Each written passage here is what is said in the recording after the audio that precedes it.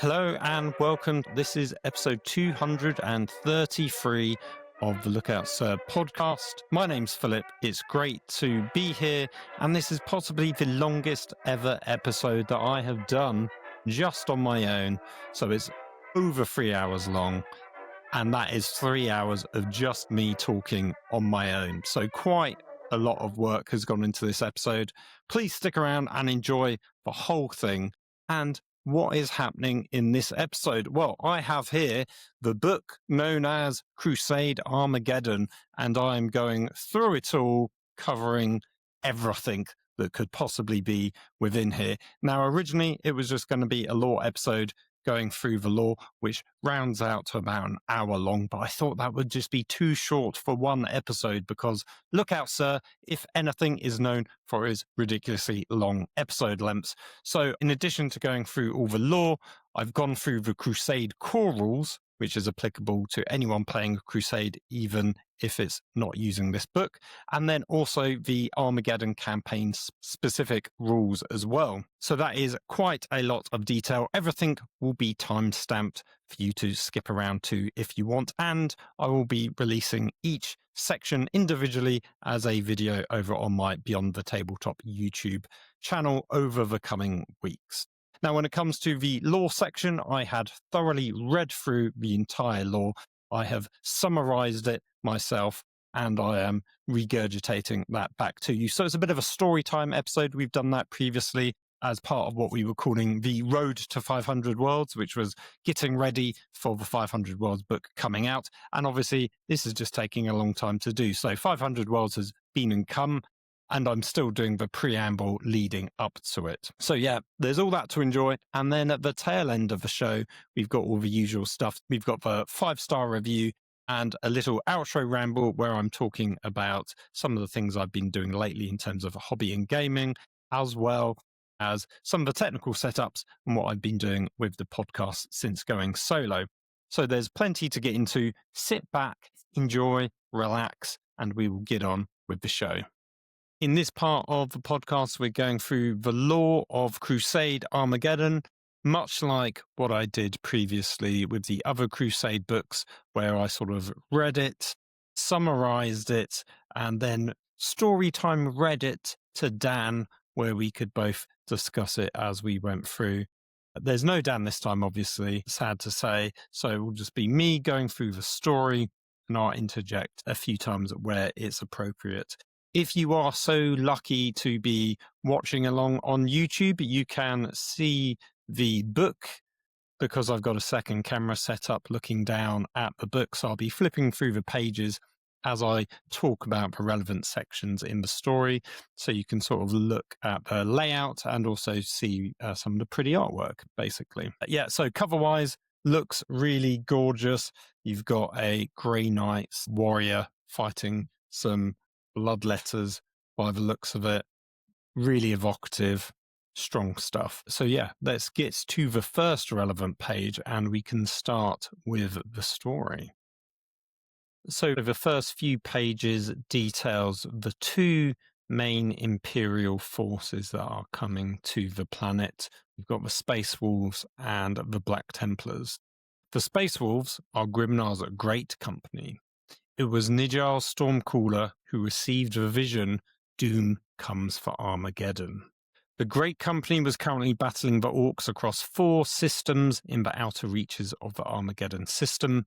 Logan Grimnir was informed of the vision and petitioned by the Stormcaller. The decision had been made to risk losing the current offensive, so the Space Wolves embarked on the barge Allfather's Honor and headed to Armageddon, leaving behind them several successor chapters to deal with the Orcs. When they arrived at Armageddon, it was beset by uprisings and civil strife. Logan dispatched his troops to the weakest points to secure them. Meanwhile, we have also the Black Templars, the second Armageddon Crusade. High Marshal Helbrecht was battling Orcs and Tyranids in the Octarius sector, which, if people remember, was a previous campaign book, although they were called Warzone books, back in the last edition of the game. So this is following directly on from the battles that appeared there. So High Marshal Helbrecht, he had a vision, that of a radiant figure towering above him with a burning hand, which was placed on his shoulder. Suddenly he had a vision of blood-soaked pyramids, marines dying in their hundreds, and blood raining from the sky. He knew it was Armageddon. He just knew. On board the battleship Eternal Crusader, he gathered his trusted sword brothers. He deliberated for hours, deciding ultimately that this was a message from the Emperor and not a chaos-tainted trick, which I guess you do have to worry about. That could happen. When his ship arrived in orbit of Armageddon, the Space Wolves ship's Allfather's Honor was already there, and the Black Templars made plans to defend the hives of Armageddon Secundus. Then we have a war without end. So the first page that we get to that's really nice is this system map of Armageddon. You've got obviously the sun in the center, and then to the bottom left, you've got the main planet of Armageddon and the other planets in that system. And then in the top right, we've got the Armageddon sector, which is more like a view of the subsector in terms of the view outside the system and all the warp routes that go to and from Armageddon. So Armageddon's production was not at the height it once was. Ghazghkul's invasion, warp storms, and endless battles had seen it drastically reduced. However, it was still a linchpin system at the center of several major warp routes. It was also a point of principle to hold out and for the sake of morale across the rest of the sector. Then one of my other favorite pages is Armageddon itself, and a beautiful map showing the continents of Armageddon.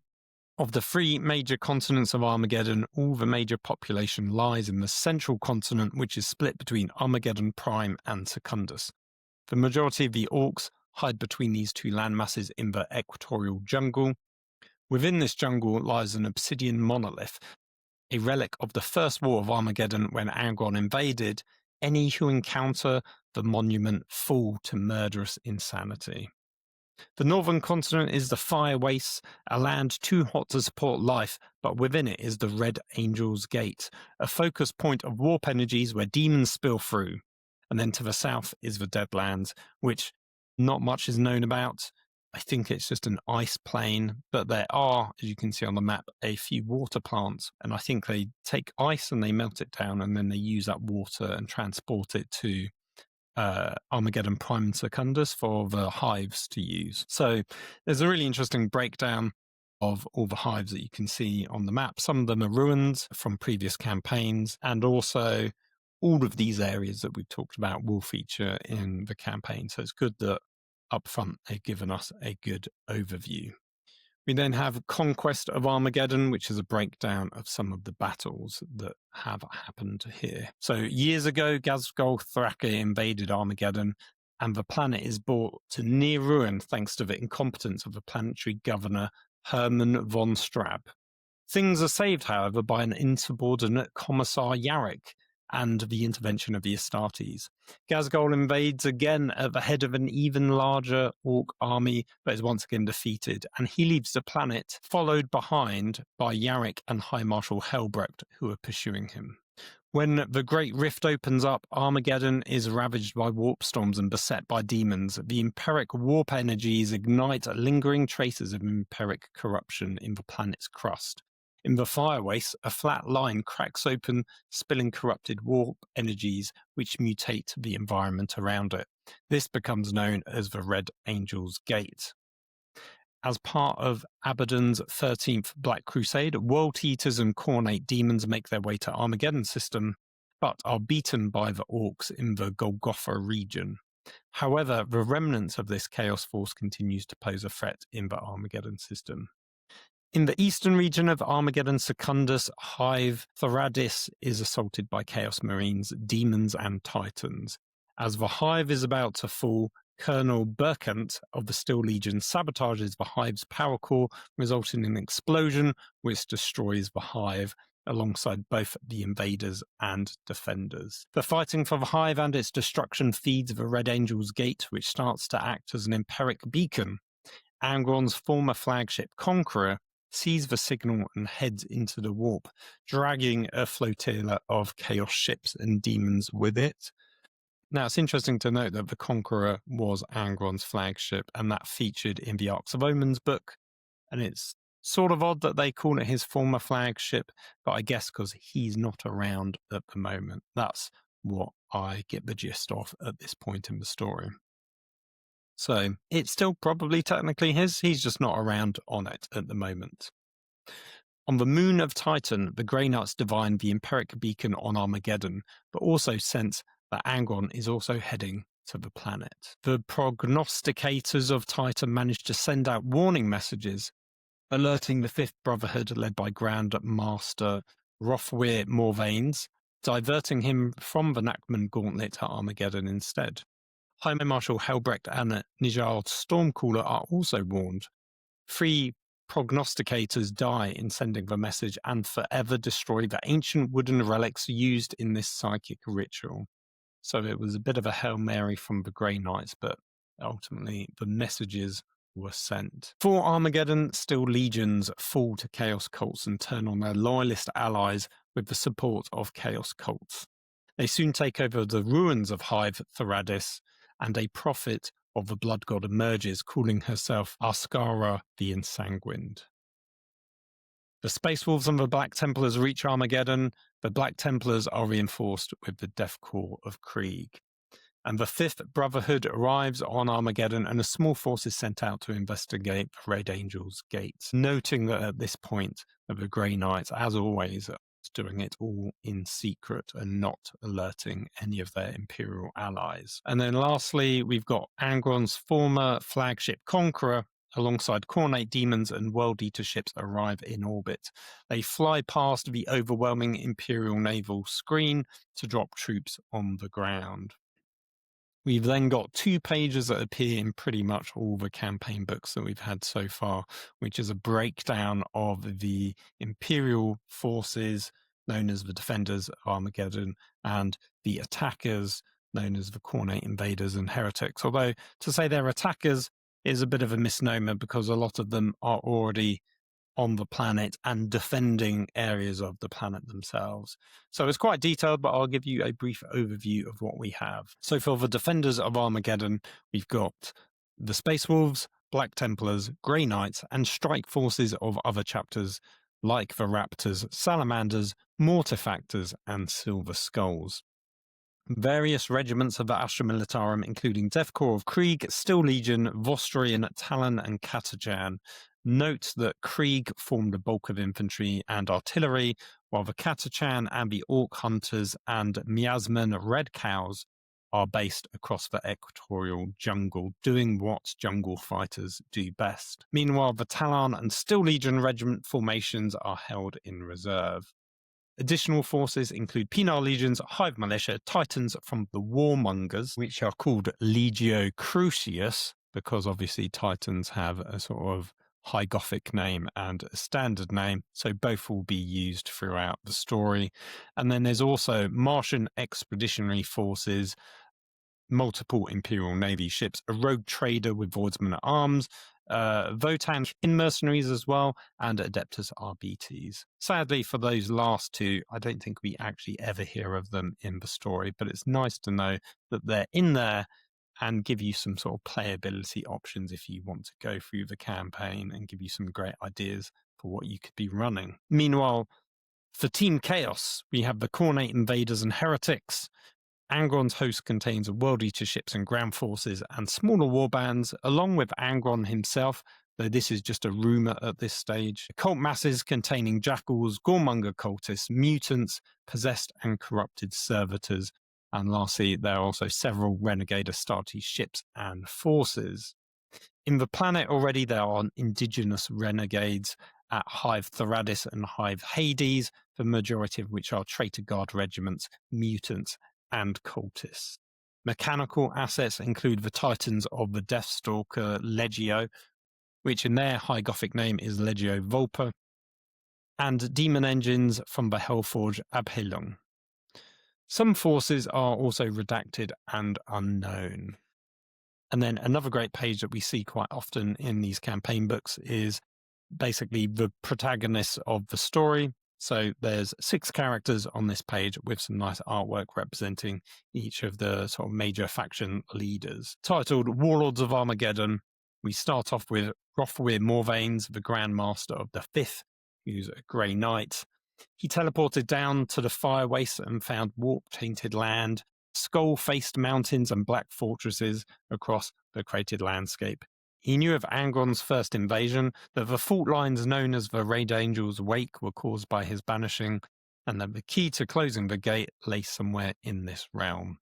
We then have Stayborn Flint Eye, Grimnar's chosen of the Space Wolves. He was ordered to reach Armageddon Secundus and link up with the Black Templars to retake the ruins of Hive Hades and Hive Theradis. Then we have Castellan Holzer, Helbrecht's left fist of the Black Templars.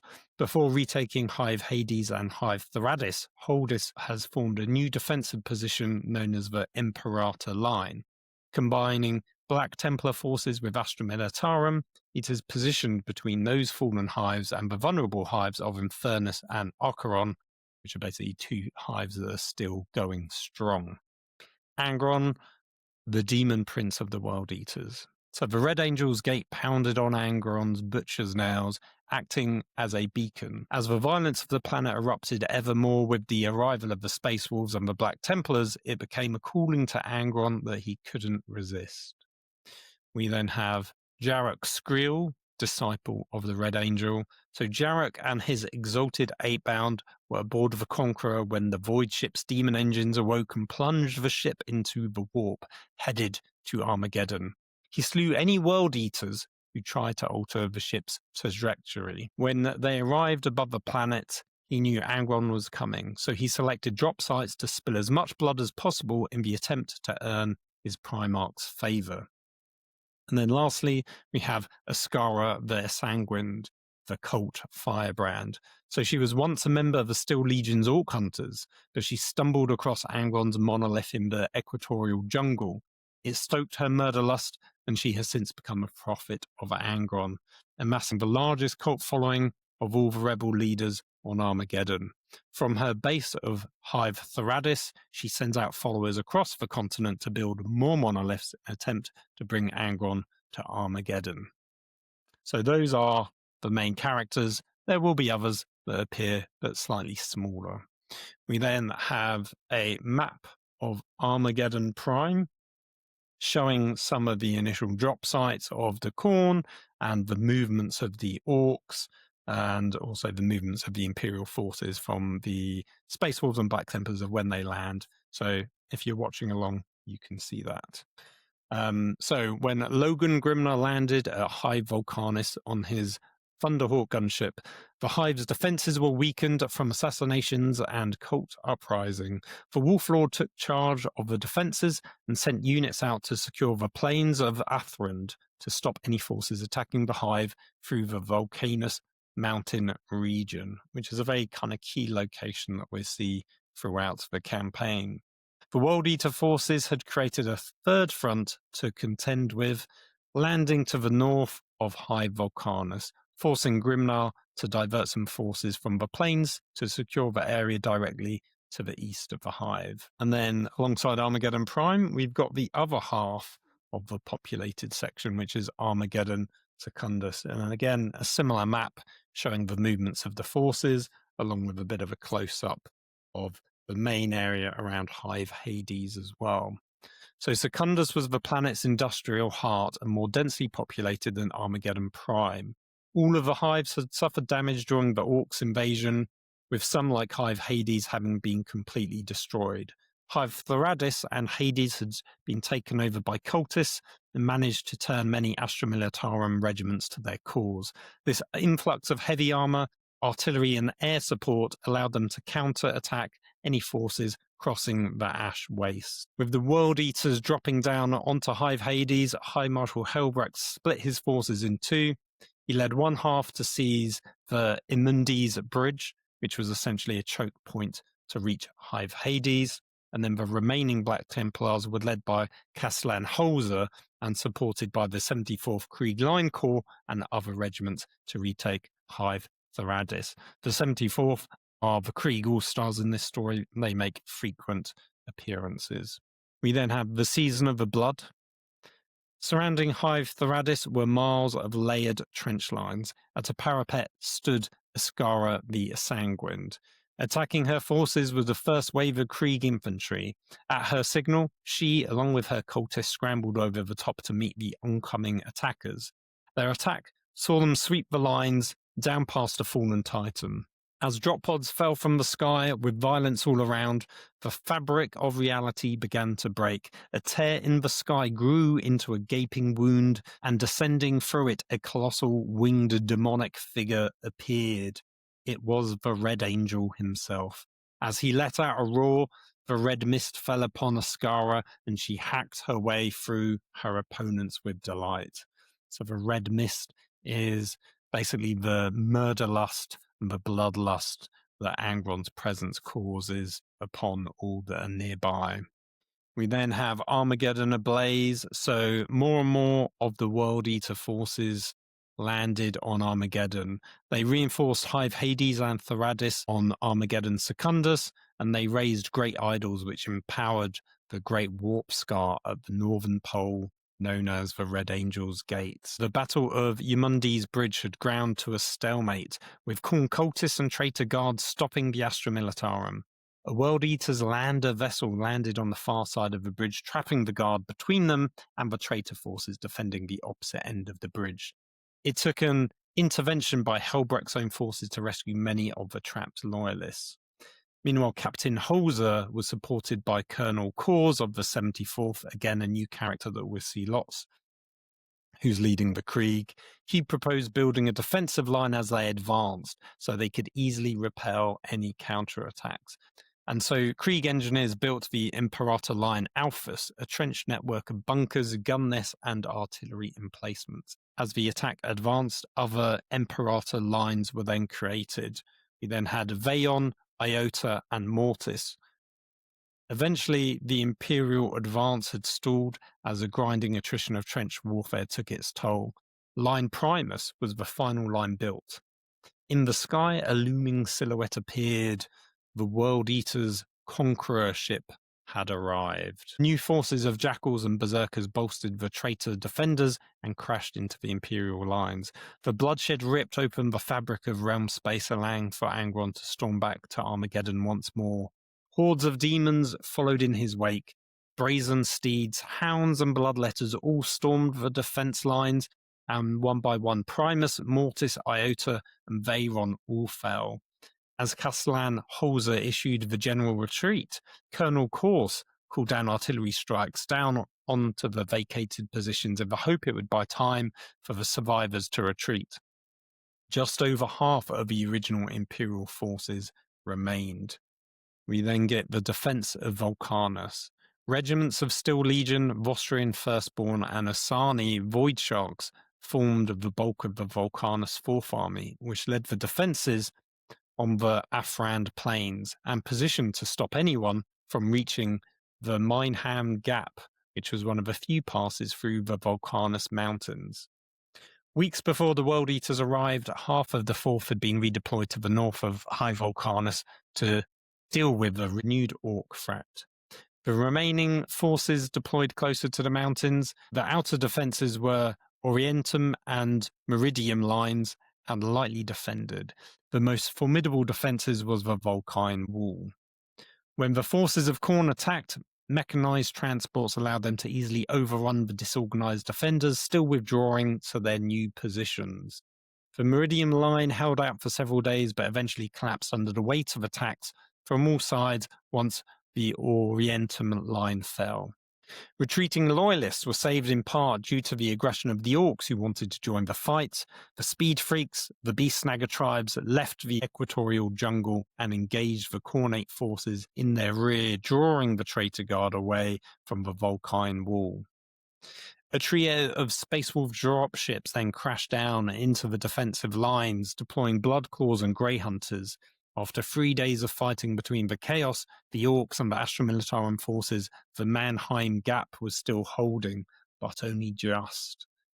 To the north of High Vulcanus, the bloodthirster Zulkor led a tide of bloodletters and blood crushers against the Hive's outer defences. Logan Grimnar and his Wolf Guard and the Thunderwolf Cavalry countercharged. In the ensuing fight, Grimnar slew the Bloodthirster in single combat. Agents of Titan.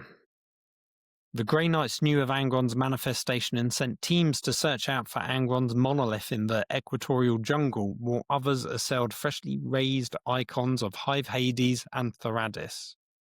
The Fifth Brotherhood of Grey Knights sought out accursed relics in the hope that they would contain Angron's essence, which they could use as foci, which basically means focus, for a ritual of exorcism.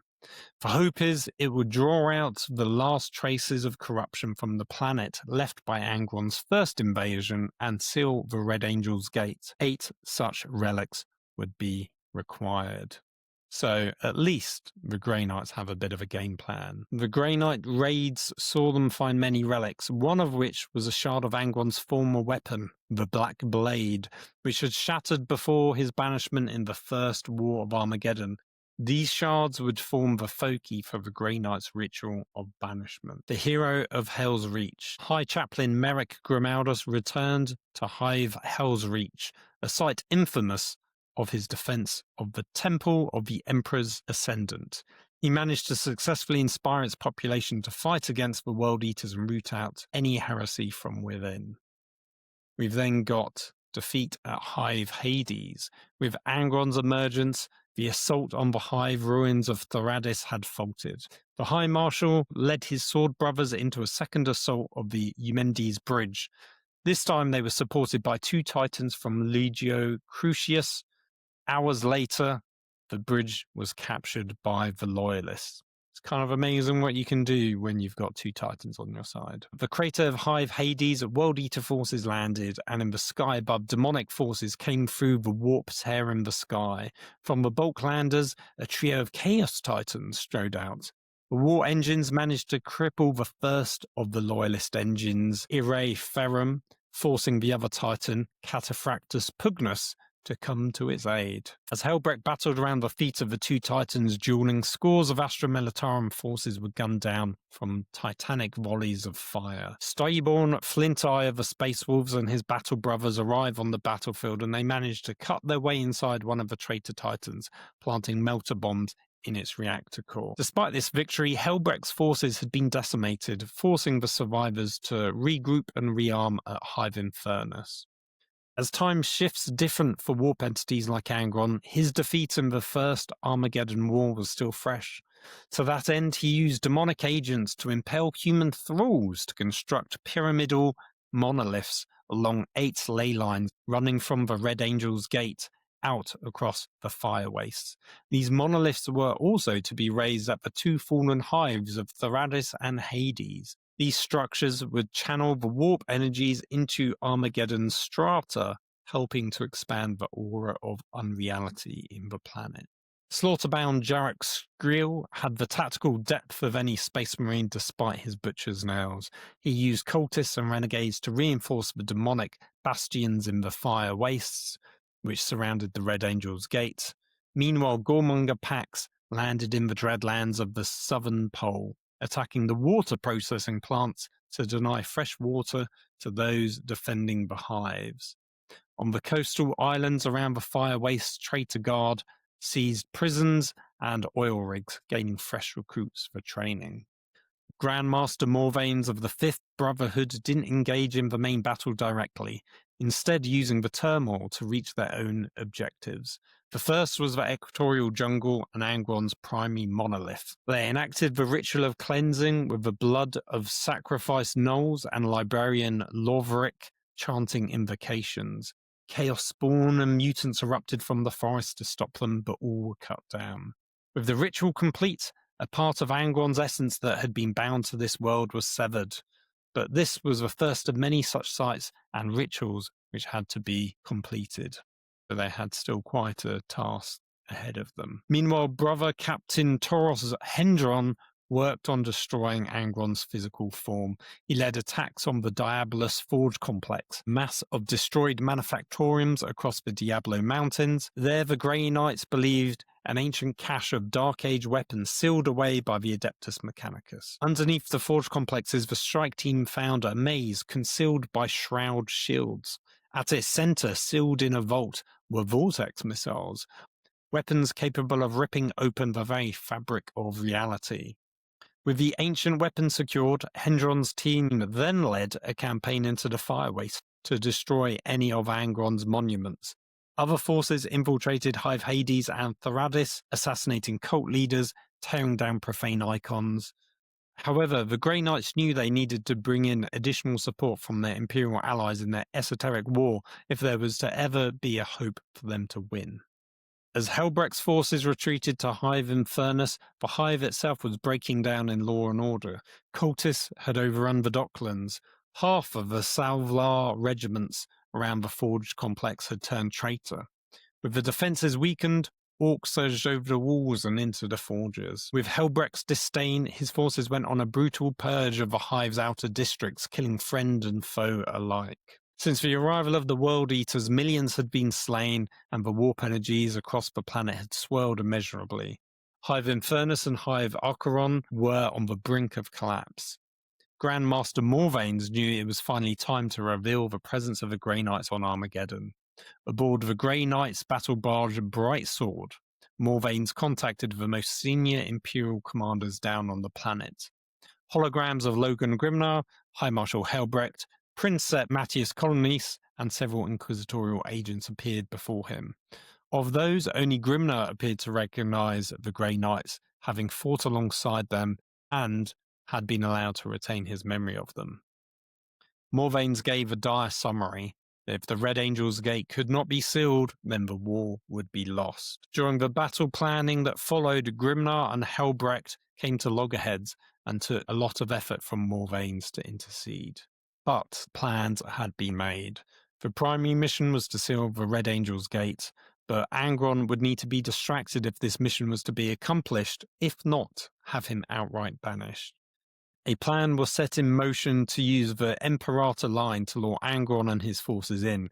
A tactical withdrawal would bait Angron westwards into the Diablo Mountains, where the newly cleared out Diabolus Forge complex could be used to stage a final defense. Grimnar and Helbrecht would lead forces of their warriors in this defense. Meanwhile, a strike force would head north to the Red Angel's Gate, led by Grandmaster Morvanes, alongside Princeps Colonies of the Warmonger Titans, Caslan Holzer of the Black Templars, Colonel Cross of the Deathcore of Krieg, and Steyborn Flinteye of the Space Wolves, each heading up their own forces. So quite a motley crew. However, as you may have noticed, there is strife between allies. Armageddon's High Governor was shocked by Helbrecht's purge of Hive Infernus and petitioned Logan Grimnar to intercede. This caused a confrontation between the two Space Marine leaders, with Grimnar accusing Helbrecht of not respecting or protecting the citizens of Armageddon. Helbrecht viewed that the current plight of the populace were a problem of their own making. The Black Templars continued on their purge, intent on rooting out the chaos corruption, but unknowingly this actually empowered the demons of the Ash Waste with all the bloodshed. Helbrecht and Grimnar's forces arrived at the Diabolus Forge complex. The Battle Brothers were reinforced from platoons from Hive Infernus and Katachan reconnaissance regiments, who laid minefields and set ambushes at the foothills of the mountains. Brother Captain Toros Hendron, who first cleared out the complex of orcs, had now moved back into the depths of the Forge complex, taking with them tech marines and members of the Adeptus Mechanicus to reach hidden subterranean levels and make preparations for Angron's arrival.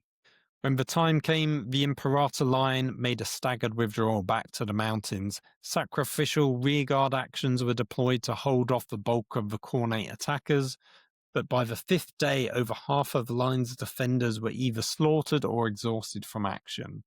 But the plan was a success, and Angron's forces were following them to the mountains.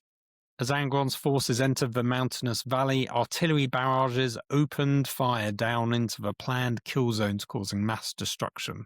But still, the cultists and mutants' hordes came on. Angron was not so stupid. He was not unaware of this trap. and had sent his own forces out. Gormonger packs scaled sheer mountain cliffs, fought inaccessible by the Imperial forces, and struck at Imperial fortifications. Others also joined them. 8-bound, transported through the warp to engage in bloodthirsty carnage. Winged demon princes and demon engines soared through the sky. While tracked armor could not cross the mountains, the legged demon engines had no trouble in scaling the treacherous mountain terrain.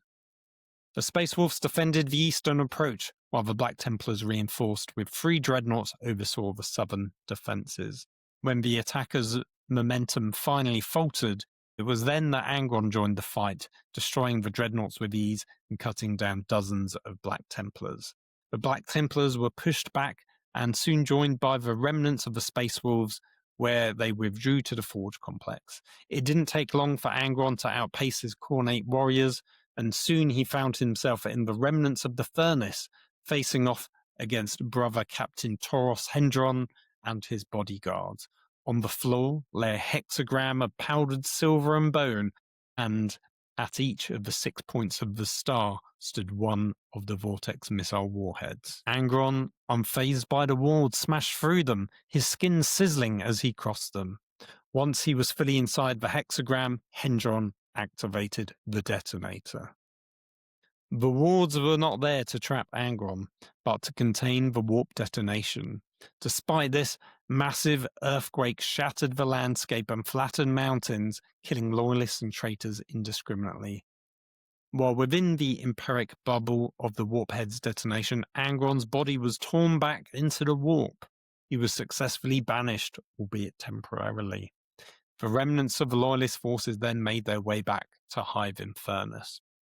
It's worth stating at this point, I think, that this part of the story happens so quickly. It's like a couple of paragraphs. There's not much build-up. There's no fight with Angron. He just gets there and kind of gets immediately blown up. And that's sort of underwhelming, but I guess it is what it is. It's kind of interesting, though. I love the concept of the missiles and the ritual. So that was all cool. But yeah, I just thought it'd be worth pointing out that it sort of had a fair bit of build up, and then as soon as you get there, it's over almost immediately. But we're barely through the story, so there is still more to come. So let's get on with the next section. By this point, the battle above the planet had been decided in the favor of the Imperium. The Space Wolves and Black Templar ships withdrew to start repairs, while the Grey Knight's battle barge Brightsword lay in low orbit, ready to teleport forces down where needed. Grand Master Morvain's army was vast, with 24 Astra Militarum regiments, including the remnants of Corps' 74th Line Corps. The Krieg would be well suited to the harsh conditions of the fire wastes, able to deal with the high temperatures, toxic gas, radiation, and toxic storms which blighted the area. The fluctuating warp matter coming from the Red Angel's Gate would be another factor for them to contend with. For the Astra Militarum to cross the boiling sea, seafaring craft had to be requisitioned and launched from the Vulcanus Archipelago and from Yarek's Hope, making the crossing across the island chains. The Space Marine launched from Phoenix Islands. They had also retaken Victoronus Starport, which could be used to launch air support for the coming invasion. The Grey Knights spearheaded the assault via teleport strikes and Stormraven gunships, landing to the south of the Chaya Ranus mines. The Space Wolves simultaneously infiltrated defense bunkers and batteries, which allowed the first Imperial landers to reach the beaches relatively unopposed. Beyond the beaches lay the Ranus ore works, a vast area that was once used for mining and industry. Beyond that was the Ranus fortified region. Constructed to hold off against the Orc invasions, it was now occupied by heretical cults and Pinar legions, including Ascara the Ensanguine's owned cult of Crimson Deliverance. Fighting amongst the ore complexes was brutal, with cultists and mutants rampaging out from the underground networks. There were Helldrakes and traitor marine fighter craft in the air, and demons spilling through from the warp. Meanwhile, irradiated sandstorms blasted those not in shelter, and warp storms tore open the ground and caused loyalist forces to succumb to hallucinations. Despite this, the Death Corps of Krieg ground onwards, supported by the Grey Knights and Space Wolves, and by the second day they had reached the Iron Line. and by the third, a breakthrough assault had begun. Iskara via Sanguines had left the Radis to oversee the defences north of the Chai-Aranis, forming a loose alliance of traitor forces that were supplemented with Legio Vulpus's Titan Tardamors and 2 small Reaver Titans. The Deathcore lines faltered as it came across the Renegade Titans. Demons spilled out from the warp, drawn to the bloodshed like a moth to a flame. Support from the Loyalists came in the form of the Titans of Legio Crucius, which helped turn the tide in their favour. Wading out from the ocean came the newly repaired Warlord Titan Ire Ferrum and Cataphractis Pernus. The 2 traitor Reaver Titans were quickly felled by their combined firepower and forced Tardamors into a retreat. The Wardmakers. Other Grey Knights had heeded the call to aid. Grand Master Aldric Voldus and Brother Captain Arvan Stern of the Third Brotherhood. By the time they arrived, the battle on the ground was in full swing.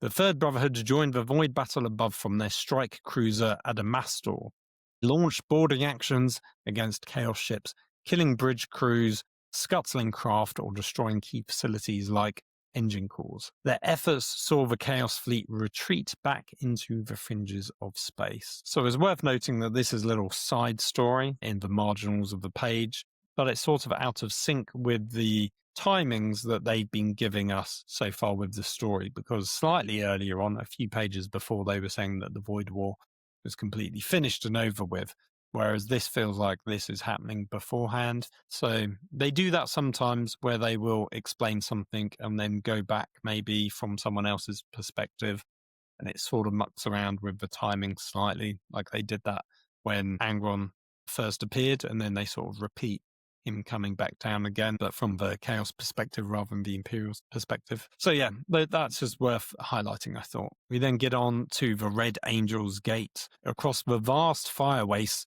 Angron's monolith structures peeked out across the horizon.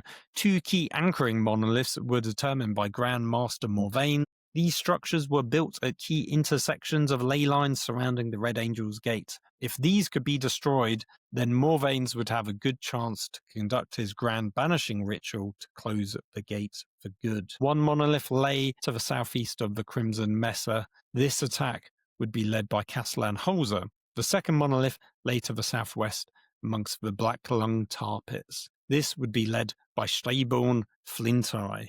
Meanwhile, Morvain's would lead the final group towards the Crimson Mesa, where the final assault would begin. With the Imperial victory at the Chai-Aranis mines, the traitors fled to the hills. Those that didn't die wanted to earn back Khorne's favour, so joined Iskara, their Sanguine, and headed north towards the Crimson Mesa. So the southeastern monolith was carved to resemble a cornate demon's face. Around its base was brass-domed buildings. The citadel was heavily defended by traitorous forces. Holzer commanded 4 platoons of the Sani Void Sharks to take the Dosan Heights to the east. From there, artillery positions could cover the Black Templars' advance to the citadel. Talon and Steel Legion armoured regiments went to the west, crossing the Muradip Badlands to outflank the enemy positions. However, they were intercepted by the Gortred's warband and squadrons of traitor Lehman Rust tanks, led by the once loyalist Graythan Esculpatory. The Black Templars attacked from the south using armoured vehicles to get within close range of the citadel. As they approached, the gates to the citadel opened up. Rushing out came a tidal wave of demons. The disembarked Black Templars engaged in close-quarter fighting, and with the citadel's perimeter weakened, Grey Knights teleported down, throwing holy water onto the fortification structure while recanting litanies of purification. Once the ritual was done, they fought their way free and called down an orbital strike to decimate the rest of the structure. Battle of the Muradip Badlands. This was the largest armoured fight on Armageddon, seeing over 700 armoured vehicles and tanks fighting each other. Though Gortred's warbands was outnumbered 4-1, they still destroyed 6 armoured companies before being beaten. We then have the second structure, the Gore Beacon. Strayborn Flinty led the assault on the monolith to the southwest. His complement of forces included Space Wolves and Death Corps of Krieg infantry. The structure was named the Gore Beacon due to the blood and gore which flowed from the mouth of the demonic face carved into the rock. In the surrounding area there was treacherous tar pits, so an assault could only be made with infantry alone. Jarok Skrill and his 8-bound lay in wait, luring the attackers into kill zones where they could strike from warp rifts. While the Space Wolves and Krieg attacked from the ground, Grey Knight gunships deployed strike forces to perform the cleansing ritual. Skrill and his 8-bound broke off from the main assault to intercept the Grey Knights. The Khorne warriors cleaved their way through the Brotherhood, seeing their plight. Strayborn Flinty and his Wolf Guard fought to reach them. Skrill and Flinty fought a heroic duel, both inflicting grievous wounds, but it was Flinty who landed the killing blow.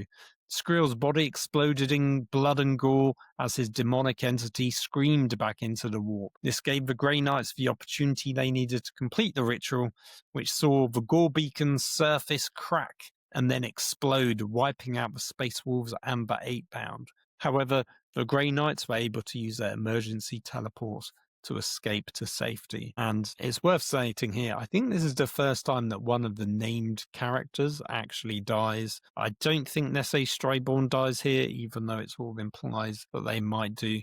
So hopefully we'll see him later, but I can't actually remember for sure. Anyway, let's carry on. As the Gore Beacon collapsed, earthquakes rippled out across the land and the power of the Red Angel's Gate began to visibly weaken. The battle for the Crimson Mesa.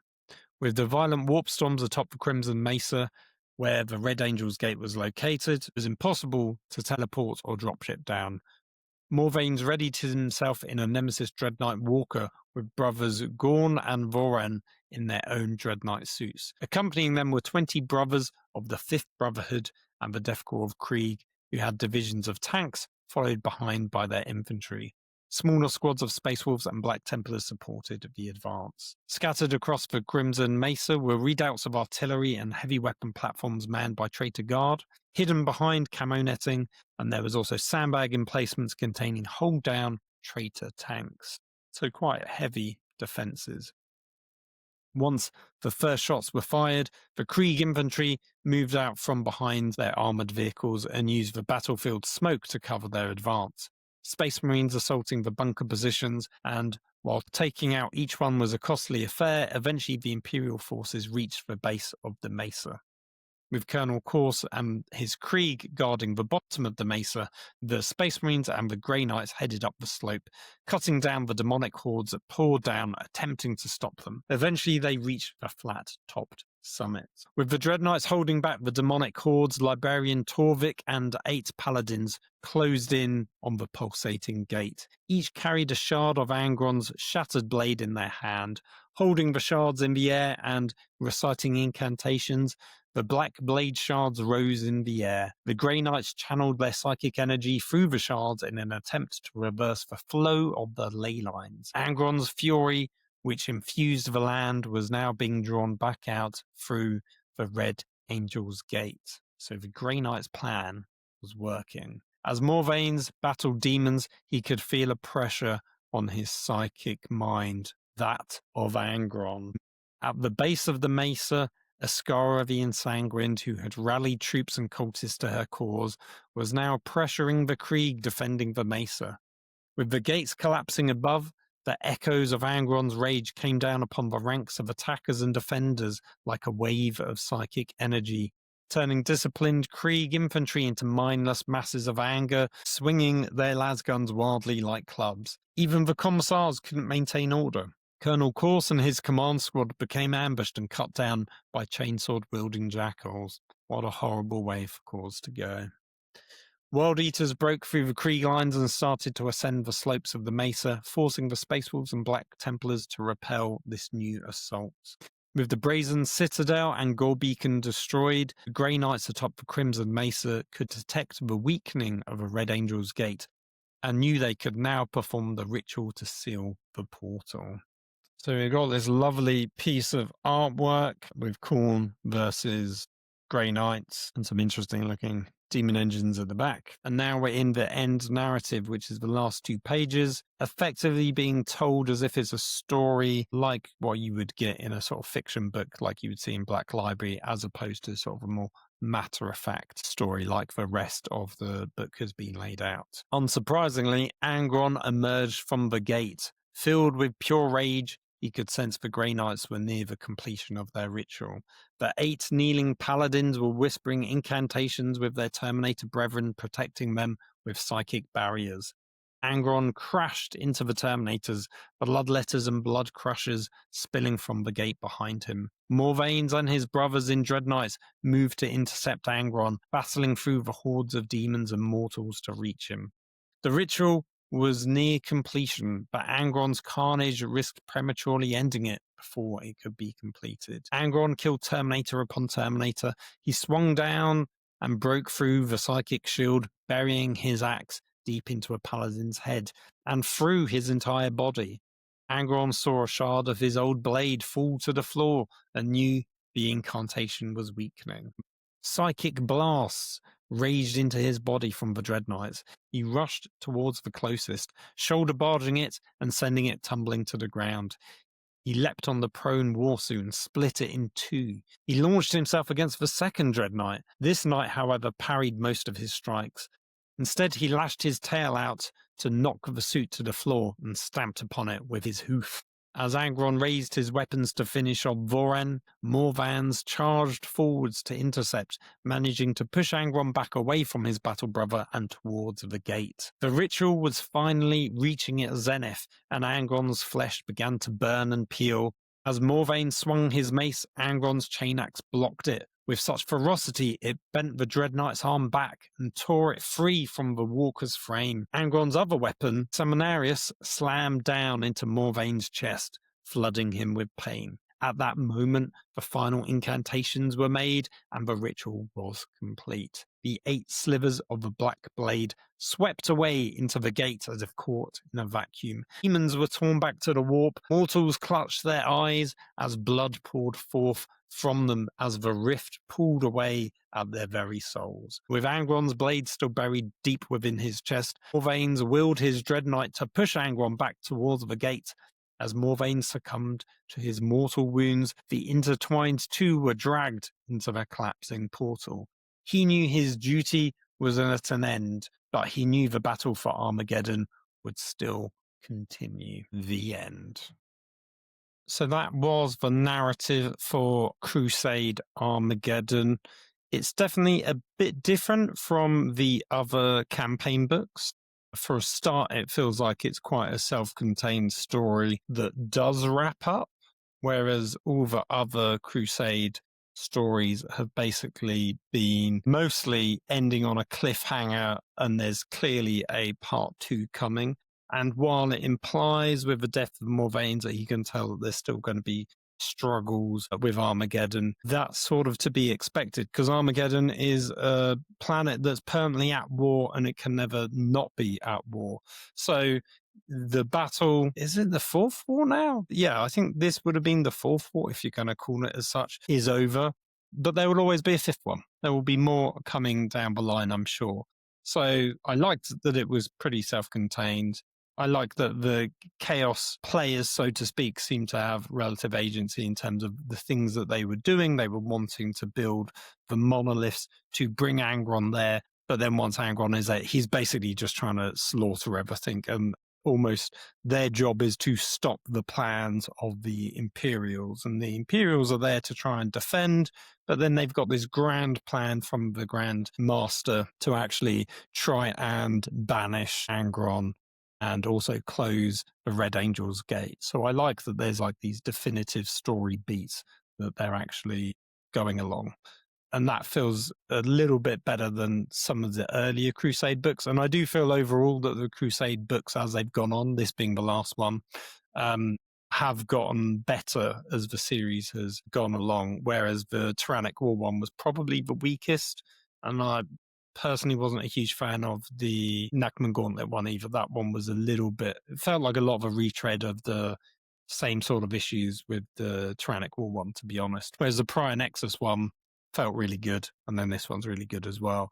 Not many people seem to die in terms of named characters. Fayborn Flint Eye, I think, dies from what I recall, because once, I think it was the Gore Beacon blows up, don't think he reappears later. I can't quite remember though. So maybe in my recounting, someone picked up him reappearing and maybe leading the fight into the Red Angel's Gate that I seem to sort of forgot about as I was talking through it.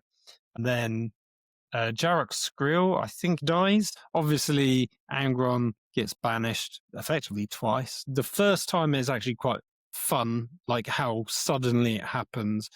It is a bit of a gotcha almost, like he gets there. I would have liked maybe a bit more of a fight in terms of an interesting lead up to him meeting the brother captain and getting warp blasted to oblivion. I like that sort of suddenness that he like goes into the hexagram and then it's like we press the button and he just blows up. That was cool, but there wasn't much of a narrative build up for Angron at that point. He's sort of almost like there to allow the Imperial players to do cool stuff. And Angron actually doing his own cool stuff would have been interesting, or seeing him kill specific people would have been really interesting. And I think that's always been Angron's problem, even in the Arcs of Omen stuff, is he's sort of there just to be a bad guy and to make the Imperial characters look cool, as opposed to doing some really interesting stuff himself. If I remember rightly, in Arcs of Omen, the best thing he does is literally die at the end, but he dies while charging into this beacon that goes out into space, and that in turn sends everyone in these across systems completely mad and insane, and turns the murder lust onto everyone. And it even turns Sisters of Battle into the kind of like chaos cultists. They end up falling to chaos as well. Like, that's how powerful it is. So that was really interesting. But that was him dying in that story. Whereas I can't think of many kind of cool moments in the battles that he's particularly done. But, you know, maybe I'm forgetting stuff. And obviously Morvane's dies as well, the sort of heroic sacrifice at the end. That was fitting. It's good when Imperial people die as well as the Chaos dies. Pull one out also for Cause, the Krieg colonel. He was kind of cool. He was sort of rooting for him, sort of my spiritual leader as a Krieg fan. So that was cool to see Krieg get a lot of love. I think if you are a Steel Legion fan, you'll probably be quite disappointed with how little they show up in this, and that effectively they are supplanted by Krieg, which I guess is a bit of a downside considering Armageddon is their planet and they are also the other gas-wielding lunatics. So, yeah, I mean, I think if you're a Steel Legion fan, that's a bit of a bummer. I suspect it's just because Krieg have model lines at the moment and Steel Legion don't. You know, likewise, I guess Yarek's still dead, right? So he goes off and you never hear from him, as mentioned at the beginning of the story. Maybe if there's, you know, I think there's rumours that he might come back alive. I sort of wish he would, because he was such a great character. But also I do like it when characters die. So that's also a good thing too. Yeah, the characters, there's a fair amount of interesting ones. Ascara, the Ensanguine, she was really interesting. Yeah, she's sort of more just a sort of tactician and sort of a spiritual leader, I guess, for the Khorne forces, and sort of leading the more human elements, which is really good. But she never really has any like cool, interesting moments. There's a bit where she's fighting past the initial bit where she's sort of fighting over the top of the trenches and she's cutting loads of people down with a chainsaw, I think. That was kind of interesting. But I think some sort of more interesting sort of either personal beats where they're talking and doing tactics or discussing things with their fellow Khorne people, or they're just doing cool action stuff and killing other interesting characters, is sort of would be great to see, I think, for the bad guys in quotes as well as the good guys, right? So overall though, I think it's been a pretty good story, as always with more modern Games Workshop stuff that isn't like Imperial armor. Everything's a bit timey-wimey. You don't really know how long the actual campaign lasts for. You jump around quite a lot. Stuff happens so quickly. It's like, oh, we're attacking we're attacking the Red Angel's Gate, and we come across this iron line that, you know, only takes 3 days to effectively defeat a bunch of people and do a breach at that point. And it's like, if this was an Imperial armor book, this battle would have lasted 5 to 10 years, if not longer. That's how prolonged and protracted war is shown to be often, especially when it's like trench warfare. It's slow and grinding. And it's not just about the forces that are there. It's like the constant supply of bodies from out of the planet coming to the system to reinforce. That's what was so great about Siege of Rax. It felt very grounded and realistic. Whereas this, everything seems to happen very quickly. People and characters jump around. So in the sort of Forge complex, the brother clears it out, discovers the warp missiles, and then he's said that he's going off to clear out some monoliths in the Red Angel's Gate and up in the Desert Waste, which does happen later. But the next time we see him, he's actually back at that point. He's back at the facility rigging up the ritual and blowing up Angron. So he's either jumping around a lot or the story is a bit narratively loose. And it is a bit narratively loose at times, especially with all the marginal stories, which are really interesting little tidbits and side stories like the space battle and things like that. But what often they do is they're out of sequence with the page that you're on and that you're reading, and will reference stuff more in the past, which is a little bit confusing. And I think that's just done from a layout point of view, maybe. But even from the narrative story, they often go back. And I mentioned before, Angron appears, and then later on they mention that Angron appears. There was also a few confusing moments when I was reading it. They talk about Angron's cruiser that was formerly his, and you don't really realize that he's not on it until much later, because they keep mentioning that Angron is coming to Armageddon. And also at the same time, his flagship is coming to Armageddon. But actually, he's coming to it metaphorically, I guess, from the warp. Or maybe literally from the warp, because he's doing it from both. So he's coming at it just from a different plane. He's not coming at it from the flagship. So that was quite confusing, especially when you're going through the force org structures of who's on the planet. There's already like rumors that Angron's there on the planet, which at this point in the story he isn't, but technically he is later on. So if this was written sort of post-campaign, yes, it would mention that Angron was there, but then why say he was only rumored to be there, because he definitely was there. So yeah, there's some interesting sort of inconsistencies there, but overall is a really good story. It's probably my favorite so far. I mean, I did really like the Prior Nexus stuff as well. That was really good, but this one felt like it was a much more gripping story, and there was some really interesting story beats. Always love a good map as well, of which there was several, and there's some gorgeous illustration as well. So I mean, I enjoyed it. I hope you all enjoyed me recanting it to you. And yeah, if you've read it as well and enjoyed it or didn't enjoy it, let me know in the comments. I'd love to hear your thoughts and feelings all about it, positive and negative. It's always good to hear both sides of the coin. I've also not played the campaign for this one or any of the others, but I am playing the 500 Worlds on, which I will talk about either at the end or maybe in a future episode. But yeah, I'd be really interested to hear people's perspectives of the kind of Crusade and campaign system. So I guess this portion of the podcast is finished. Thank you very much. And we'll go on to the next part of the show. In this part of the podcast, I'm actually going to go through all the Crusade rules. So I'm talking specifically about the Armageddon Crusade book, but for this part, I'm literally just going to be going through all the generic Crusade rules, and some of that does also tie into the Armageddon campaign, which we'll get into when we get into the weeds of it. But basically, I thought it'd be a good idea at the very end of an edition to talk about Crusade, which realistically we could have been playing since the very start, and maybe some of you have been. I know there are some people that are actually just getting into Crusade.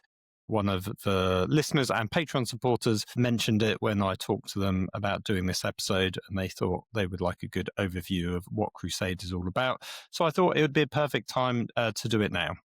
So what is Crusade? Crusade is a narrative version of playing Warhammer 40k. You have match play, which is the more traditional casual play and tournament play. Those two elements are both combined into one. You have open play, which is just put some models down on the table, don't care about points for the most part. This is predominantly people maybe just getting into the game system for the very first time, or maybe kids and parents want to teach it to them. Open play is perfect for that. But for most people, you'll probably default to match play. Crusade is effectively narrative play, which is leaning much more into storytelling. But Crusade is akin to very much telling a story about your particular army without worrying too much about what the other people are doing as well. And I'll try and explain that a little bit in more detail. So historically, Crusade came out in 9th edition, and the idea is you could play your own campaign effectively with yourself, and you are telling a story of your army going out on crusade, battling lots of different people, and that you could be doing that independently of everyone else and their crusade and what they're doing. That was the general idea initially, and that hasn't really been transposed into 10th edition, but there are still elements there. So I remember in 9th edition, when it was first advertised, they were basically saying that you could play your crusade army against people who actually just want to play match play, and that they could have their generic match play tournament army, and you could play them with your crusade army, and that, you know, maybe there would be a few benefits to your opponent, because if you've got some extra experience in your army, you've got some extra buffs. And effectively, you are taking your army, and as they fight, they are leveling up, that your units and your characters will level up and they will gain experience. They will become grizzled veterans or heroic fighters, and your heroes maybe get extra relics and weapons that give them extra abilities. So your army does scale in power as it goes along. It's very similar to Blood Bowl in that respect, in terms of your team will level up. And similar to Warcry, which is where I think this independent journey and storytelling first came from in the kind of Games Workshop ecosystem. So the idea back in 9th edition is that your army is doing its own thing. And yes, you could be playing against other people that are doing crusades, but you're not really playing a campaign. You are just constantly playing missions and leveling up, and you're telling your own story as you go. 10th edition, that's changed somewhat, and now it's all tied in with a specific campaign book. So it's got its own narrative flavor. The core rules on its own don't technically work without a campaign system attached to it. But as we go through the book, I will explain that, and there are workarounds if you wanted to come up with your own campaign system. So the 4 campaign books we've had in 10th edition was Trannic War, which is basically Space Marines versus Tyranids. Then we had Pariah Nexus, which was Space Marines and Adeptus Mechanicus and Sisters, for the most part, against Necrons. Then we've had Nachman Gauntlet, which is Chaos invading Imperial worlds. Again, Sisters and Space Marines and Astra Militarum. And then lastly, we've got this one, which is Armageddon, which is a mixture of Chaos versus Grey Knights, Space Wolves and Astra Militarum, and Black Templars, with Orcs thrown in, although they don't really seem to feature too prominently in the story and also in the campaign system as well. That's a broad overview of what Crusade is. If you want to get into it, it's because you enjoy telling your own stories. You maybe just enjoy more casual play and an excuse to theme an army and play themed battles where you've got really nice terrain, and maybe you're doing a jungle terrain piece, so you're getting a jungle terrain out. Maybe you're playing in an ash desert, which is very appropriate for elements of the Armageddon campaign that's corrupted by chaos. So you can do all of those sorts of things. And yes, the campaign in this instance is themed around chaos and Space Marines, but you can just sort of translate that into whatever armies you've got and make work. And I guess to an extent that is the downside of these campaign books, is they're very thematic, but if you don't have those exact armies, it doesn't feel like you should really be playing it. Whereas the original genesis of 9th edition Crusade was a boilerplate template for you to just go and do your own thing. And yes, the missions were a little bit generic, as were some of the upgrades, but it meant you could play your own missions with your friends and sort of tell your own stories as you went on. So I hope that makes enough sense. So with that intro out the way, let's dive into the actual rules. As I mentioned, this is the fourth and last of the Crusade books that we've had so far. For the most part, all the core rules of Crusade seem to be the same across all of them. However, I think they've just been updating the layout and maybe updating some of the wording as they've gone on. So in theory, this is the most up-to-date version of the Crusade rules. But I don't think there's any real differences between this and if you went back to Tyrannic War, for example, to play that one. So it is worth noting from the outset that I did mention that there is a Crusade campaign for Armageddon associated to this. It's separated out in its own distinct portion of the book, but it does require Crusade rules to play it. Although as we go through and talk about it, I could try and talk about how it could work if you just wanted to do it as a generic campaign without Crusade. I think that is possible. But it's also worth noting that to play the Crusade rules, you do need the campaign tied to it as well, as I sort of already mentioned. So it's worth noting that if you're watching along on YouTube, great. If you're listening along, I'll be describing what there is as we go through the rules.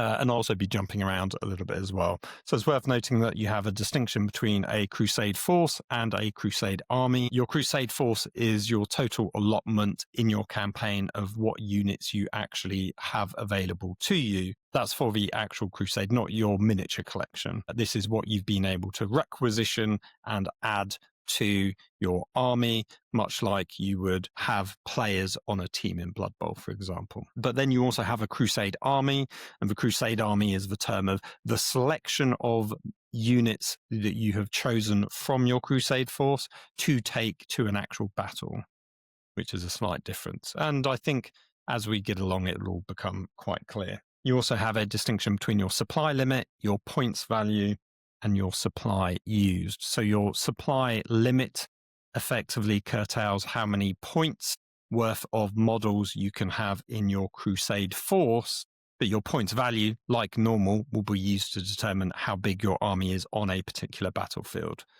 And your supply used is just the amount of forces you have within your Crusade force up to the allocation of your supply limit. And your supply limit we'll get into shortly.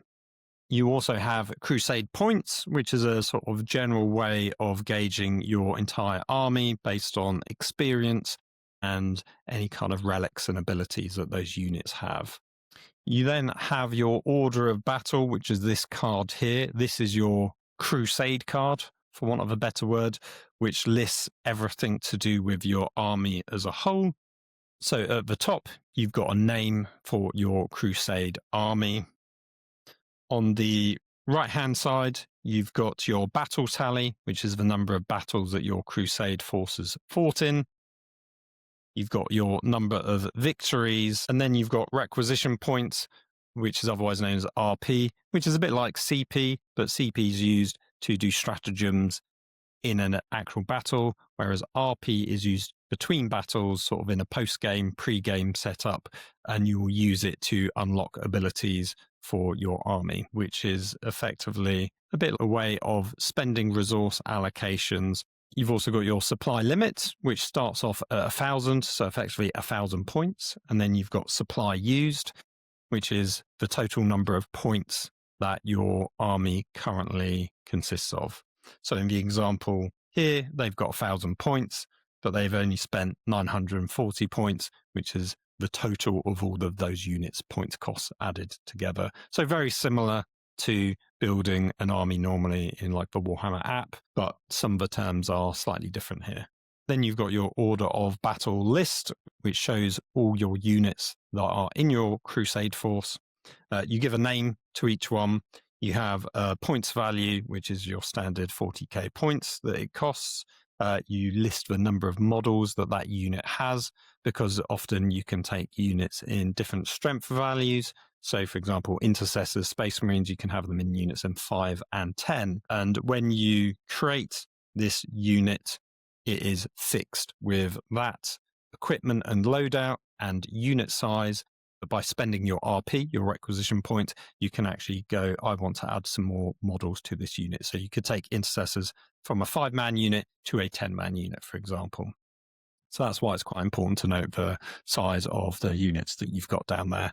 And then lastly, for the units, you've got Crusade points, which is basically the number of battle honors or abilities that they've gained over the course of the campaign. So at a glance, it should be quite easy to tell what units you have, what size your units are, and also how experienced those units are. And then lastly, there's just a sort of generic blank space for your records of achievement. So individual campaigns have specific campaign badges or honors that you can write down, but you can also talk about specific victories that you've done, personal notes, warlords you've slain, for example. So you can always use it to keep a sort of narrative track of the interesting battles you fought and won there as well.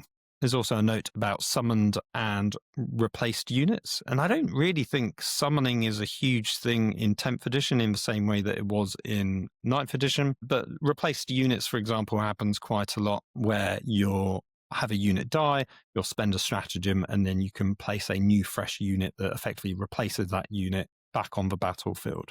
Now, for Crusade terms, that is a completely separate unit. It doesn't get added to your Crusade cards, doesn't get added to your Crusade force in any way, and it won't gain any XP. So yes, it's great to have that sort of advantage on the battlefield, but it isn't the same unit as the one that has just died that is now replaced. So that is worth noting as well. Then we have requisitions, which is that RP value that we just talked about. On the previous page, it says you start a Crusade with 5 RP, which when I played in 9th edition felt like quite a lot, to be honest, because each time you play a game, you also gain 1 RP as well. And that's regardless of whether you win or lose or draw the battle. And there's also a cap of 10 RP as well. So that's the most you can ever have at once. So we can go through and talk about what you can spend your RP on. These are actually slightly different from the last edition. So there has been some interesting changes. And now there's actually a lot more cost to some of the RP, whereas I think before in the last edition, it was mostly 1 or 2 RP at most, and I just felt like I was swimming in it for the vast bulk of the Crusades that I took part in. So the first one for 1 RP is increase supply limit. This increases your supply limit by 200 points. So that means you can then add in an extra unit to your army or 2 up to the value of 200 points or whatever you have unused effectively. So in the initial example, you have 1,000 points. So you will most likely be playing 1,000-point games. You could be technically playing lower, but I think most people would be playing 1,000 points. Let's say you now spend 1 RP, you increase your supply limit. So your roster is now 1,200 points, but you will still be playing 1,000-point games. So that means that extra 200 points gives you a bit of wiggle room. It's effectively a sidebar. It allows you to modify your force as you're playing games and against different opponents. You might be going, cool, I'm now playing against a guy with lots of knights. So I'm going to take some eradicators in this battle because I've got them in my force that I wouldn't maybe normally play. So you can tailor your army slightly based on your opponents that you're going to be playing. And as you spend more requisition and your supply limit goes up, you could potentially have larger games as well. But I think that is something that whoever is managing the Crusade or the campaign will have to determine, because if you're all trying to do a sort of slow grow campaign where you start with 1,000 and maybe you want to go up to 2,000 point games, you need to make sure that everyone is spending some of their requisition points on their supply limit. One option, of course, is with your 5 free RP that you start the Crusade off with, you just splurge all of that into your increased supply limit, and then you've already unlocked your 2,000 points that you can have for your Crusade force. And then you can mix and match your actual Crusade army as and when you play your games. So that is also an option as well, especially when from the outset there isn't a huge amount of points that you can actually spend straight out the gate. So Renowned Heroes is the next one, which can cost between 1 and 3 RP. This one allows you to upgrade characters to have relics or enhancements. But at the start of your crusade, when you very first add a character, you can spend your renowned heroes. You can select a hero. It can't be an epic hero. And you can basically give it an enhancement. So it can start off with an enhancement, which just gives it a nice bit of unique flavor from the outset. Now, I don't necessarily mind this, but personally, I like to start off my characters as sort of really bare bones and generic and gain those upgrades as they level up. So in theory, it's meant to be an unexperienced character, and it's only when it becomes more of a grizzled veteran does it gain some cool abilities. So it's sort of great to have a little bit of flavor of what is to come straight away. But personally, I would be a bit hesitant to do this in terms of my own storytelling of how I want my characters to develop.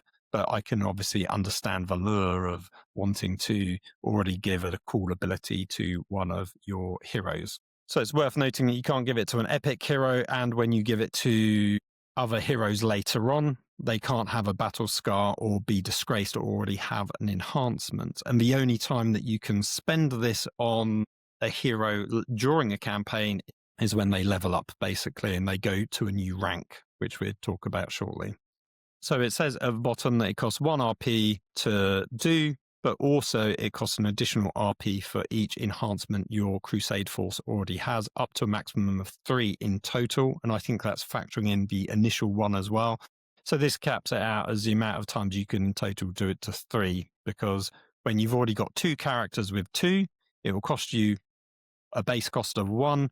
Then it'll be an extra 2 RP for the 2 additional enhancements that your force has, capping it out at your 3. So that's the limit of the amount of times that you can actually do this. So legendary veterans, this one costs 3 RP. It's worth noting that we briefly talked about ranks. One of those ranks is battle hardened, which is effectively up to 30 XP in terms of what that unit can take. The other 2 ranks above that are restricted to just heroes only. But for 3 RP, you can unlock a veteran status for your unit, and it allows them to go up in rank to those other 2 ranks. And it just says here that the amount of battle honors that they can gain is now capped at 6, whereas normally it would be 3. And a battle honor is basically each time a unit goes up to a new rank, it unlocks a battle honor, which then allows you to gain an enhancement for that unit. Rearm and resupply is a very interesting one, which costs 1 RP, because like I said at the beginning, when you create a unit, your units will be locked to that specific war gear that you've given them. So there are some units where you can have different loadouts. Now, this was much more of a thing in the last edition, where intercessors, for example, had 3 different types of bolters, and that's really no longer an issue for Space Marines for the most part. But there are still some different war gear that you might want to give to a specific unit. So let's just say you've got an infantry squad for Astra Militarum. You can have access to 2 different special weapons, and your sergeant can have different combat weapons and different types of pistols. So let's say your initial model you built with a las pistol and a power sword, but actually you would much rather give it a plasma pistol and a power fist, because that's just infinitely cooler. And then maybe for your specialists, you've got plasma guns, but actually you'd rather have melter guns. But you are currently locked to those war gear choices that you initially made when you created that unit. Now, for 1 RP, you can change and modify that unit to have different war gear. You've still got to pay the right amount of points, so you have to update your card with the new supply points that it costs, and you've got to make sure that you can't go over your supply limit, because then you'll have spent more points than you have access to. So that's a sort of one stipulation when it comes to that. But it does mean that even though you're locking in these choices early doors when you first create those units, you actually get a bit of flexibility in terms of what loadouts that they might have, which is good. Repair and recuperate is 1 to 5 RP, so this is probably the biggest number that you can spend at once. You can only select a unit that has a battle scar, which I obviously do need to explain, but it allows you to remove 1 to 5 battle scars from that unit.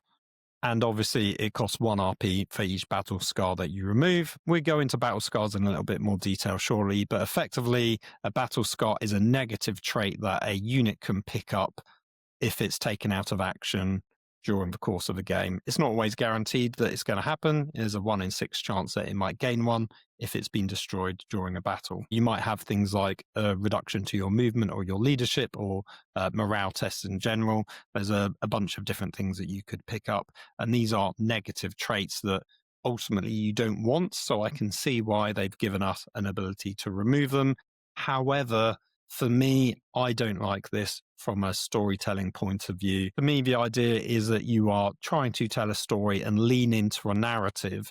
So the idea that these grizzled veterans that have been around for a really long time are going to pick up benefits and negatives as they battle through a campaign is really good. And the ability to just remove them quite simply with very little costs associated to it, 1 RP to do it, and you start off with 5, it feels like you're taking away the storytelling elements that you're actually foundationally meant to be building into this system. So personally, I've never liked it. I think a lot of people don't either, and will basically make it so that you can't remove them and that you just play the game with them. I can understand that if you've got a really beloved unit, maybe it stings a little bit if they've suddenly got a very detrimental ability associated with them, because that can happen. So, a workaround might be that actually it costs a bit more. So maybe you just double the cost. So it costs 2 RP rather than 1 RP. Or if they've got several battle scars, you have to randomize the one that is removed. You don't get to pick. So that might be a way of doing it as well. Or you could lean into that repair and recuperate aspect and be like, okay, cool. For each RP that you spend for each battle scar you're going to remove, you've got to miss a game. That unit can't partake in a particular battle. So again, theming it, and there's also a bit of a negative to you trying to remove a negative from a particular unit. And then the last one is fresh recruits. As I mentioned earlier, when you create those units, you are fixed at those model sizes. So if you've created a unit of 5 models, and actually now you've got enough models or enough supply points that you want to double that unit to 10, you can spend your 1 RP up to 4 RP to increase the size.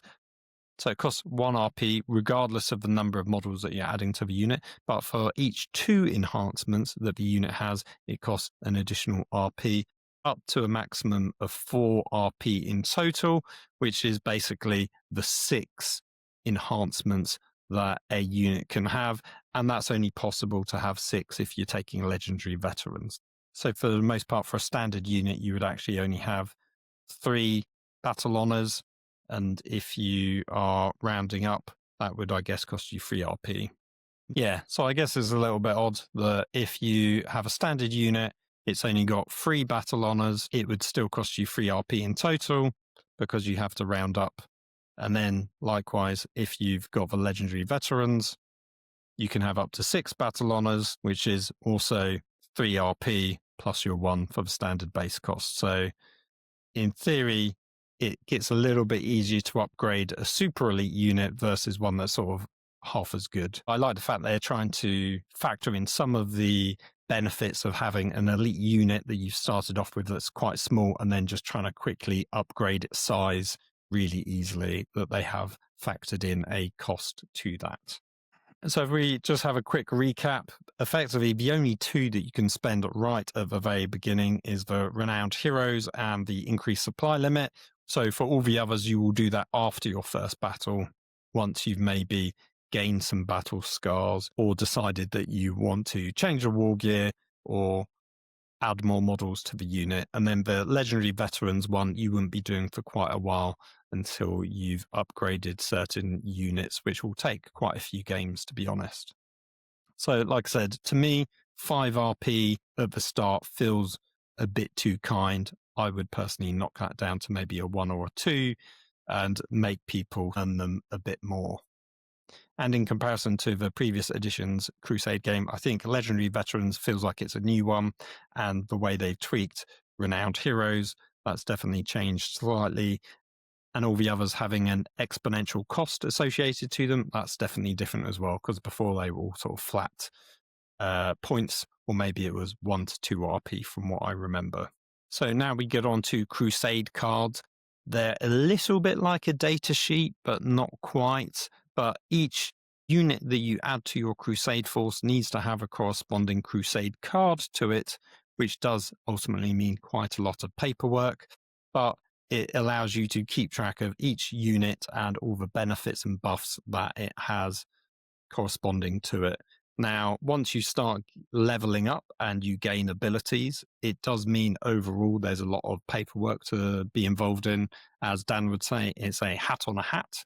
You need to remember all the rules for your actual units and the abilities and buffs that they have anyway, in addition to all the buffs and enhancements that they've gained from going up in ranks as well. So there's a lot to do with that, and there's also a bit of paperwork. So every time you kill a unit, you need to make a tally on that and stuff like that. So there's a lot of extra work around it, and then there's some bookkeeping at the end of every mission. But personally, I love that kind of stuff. And Games Workshop do provide you with templates for both your Crusade Force card and your Crusade cards for your units, so you can download them off their website and print them out. They're also available in the back of the books for you to photocopy as well. Not that people really photocopy stuff anymore, but that option is there. So on your Crusade card, you start off with giving your unit a name. This should be a nice way to distinguish it from other units of the same type. So, even if it's something really boring like Unit Alpha, Unit Beta, Unit Gamma, and then you do need to make sure that if you have identical units, you have a way of identifying which unit is which on the tabletop, because if you've got 3 units of intercessor squads and they're all painted exactly the same, you do need to know which unit has which ability if it's become a veteran and got some extra battle traits to it. So that is something that you've got to keep in mind. You then have the unit type, which is just the squad type itself. So it might be intercessors. You then have the number of models in that unit. You then have the actual points cost associated with it that you would get from your app. And then you have the number of Crusade points that it's already got. And as we mentioned before, Crusade points corresponds to the number of battle honors that it's gained throughout the course of the campaign. I think there is a slight caveat with that, where the Crusade points for Titanic units doubles for each one. So even though it's only got 1 battle honor, it would actually have 2 Crusade points associated with it. Then we've got a box for filling out your war gear, so you can talk about what kind of weapons it's loaded with, which is great if you've got different squads with different abilities. And that's how I've been doing it for my Minotaurs army when I've done Crusade forces with them. Each of my sergeants has had a different war gear option. So one's had a Thunderhammer, one's had a Power Fist, and then one's just been bare bones. And that way I can denote that on the war gear options, and that's how I can visually tell on the tabletop which unit is which, basically, in relation to the Crusade cards. You then got an option for listing your enhancements, which is a little bit odd because to the side you also have a bunch for your battle honors and your battle scars. There's a little tick box, so you can do a little tick box next to the Crux Terminatus to denote that it's got a battle honor, and then there's a little skull that you can scribble on to denote that it's got a battle scar, and that you can list them individually. Now, I guess you might have generic enhancements that aren't those. That's when you get into territory like campaign badges, which are specific to the campaigns that you're playing in and not part of the core Crusade rule. So we're not going to touch on that here. But they've given you that choice that there's 2 separate boxes for filling in, basically. You then got a few boxes to track some stats. So you've got your battles that you've played in. You've got your battles that you've survived, so where that unit hasn't been destroyed during the course of that particular battle. Then you've got a section talking about the number of enemy units that you've destroyed, which is really useful for particular ways of gaining XP. And then also you have your XP itself, which is how experienced that unit is. And the number of XP that you gain in this box here denotes what rank they're at. And you can see that there are 4 ranks across here, which we'll get into when we dive into these ranks in detail. But you can basically tick them off one at a time as they gain their XP. And that is the entirety of your Crusade card for that unit. And each unit in your army needs to have one of these cards. So at 1,000 points, you're probably looking at maybe 6 to 8, maybe more, depending on what type of army you've got of these cards. So it is a lot of paperwork to have, and having these all printed out and, shuffling around, and you've got to tick things off as you go, because each time you kill a unit, you need to do a little tick mark to keep a tally of the stuff that you've killed, because that is important for your XP, which we get onto momentarily. So yeah, it does require a bit of paperwork. So that's why Crusade isn't really going to be for everyone. And I would say when we talk about Crusade, and then later when we talk about the campaign for Crusade, that is a whole lot of extra paperwork separate from the Crusade stuff, which is specifically just to your army. Personally, I think at an initial glance, I think some of the campaign stuff might be a bit too much, because the Crusade stuff in and of itself is just enough for most people, I would say. So next up is out of action. This is when you don't survive a battle, you're removed from the tabletop, and then at the end of each battle, you roll a dice. On a roll of a 1, you get to pick one of two things. You can have Devastating Blow, which is lose a battle honor that you've already gained. So early doors, this isn't an option to you. And then the other option is Battle Scar, and you gain 1 Battle Scar. You also reduce that unit's Crusade points by 1, and if it's a Titanic, you reduce it by 2, because like I mentioned, Titanic basically costs double. So there are 6 battle scars that you can gain. You can roll a d6, or you can thematically pick which one is appropriate. And likewise, when it comes to battle honors, you can roll or pick as well. Personally, I think it should be a discussion between you and your opponent for that game to work out what best suits. Because if you died in a particular way, there might be one of these battle scars that feels more appropriate. And if your opponent agrees to it, I would go for that one, because that's the most narrative option. And maybe if you can't decide, then you just roll. And that way it's a bit random. If you, as the player that owns these models, gets to just pick, then you'll pick the thing that doesn't affect them the most if you're trying to game the system. So I would try and avoid that at all cost for either yourself or your gaming group if you're doing Crusade altogether. So having a quick look at some of these, you've got Fatigues, which is on a dice roll of a 3.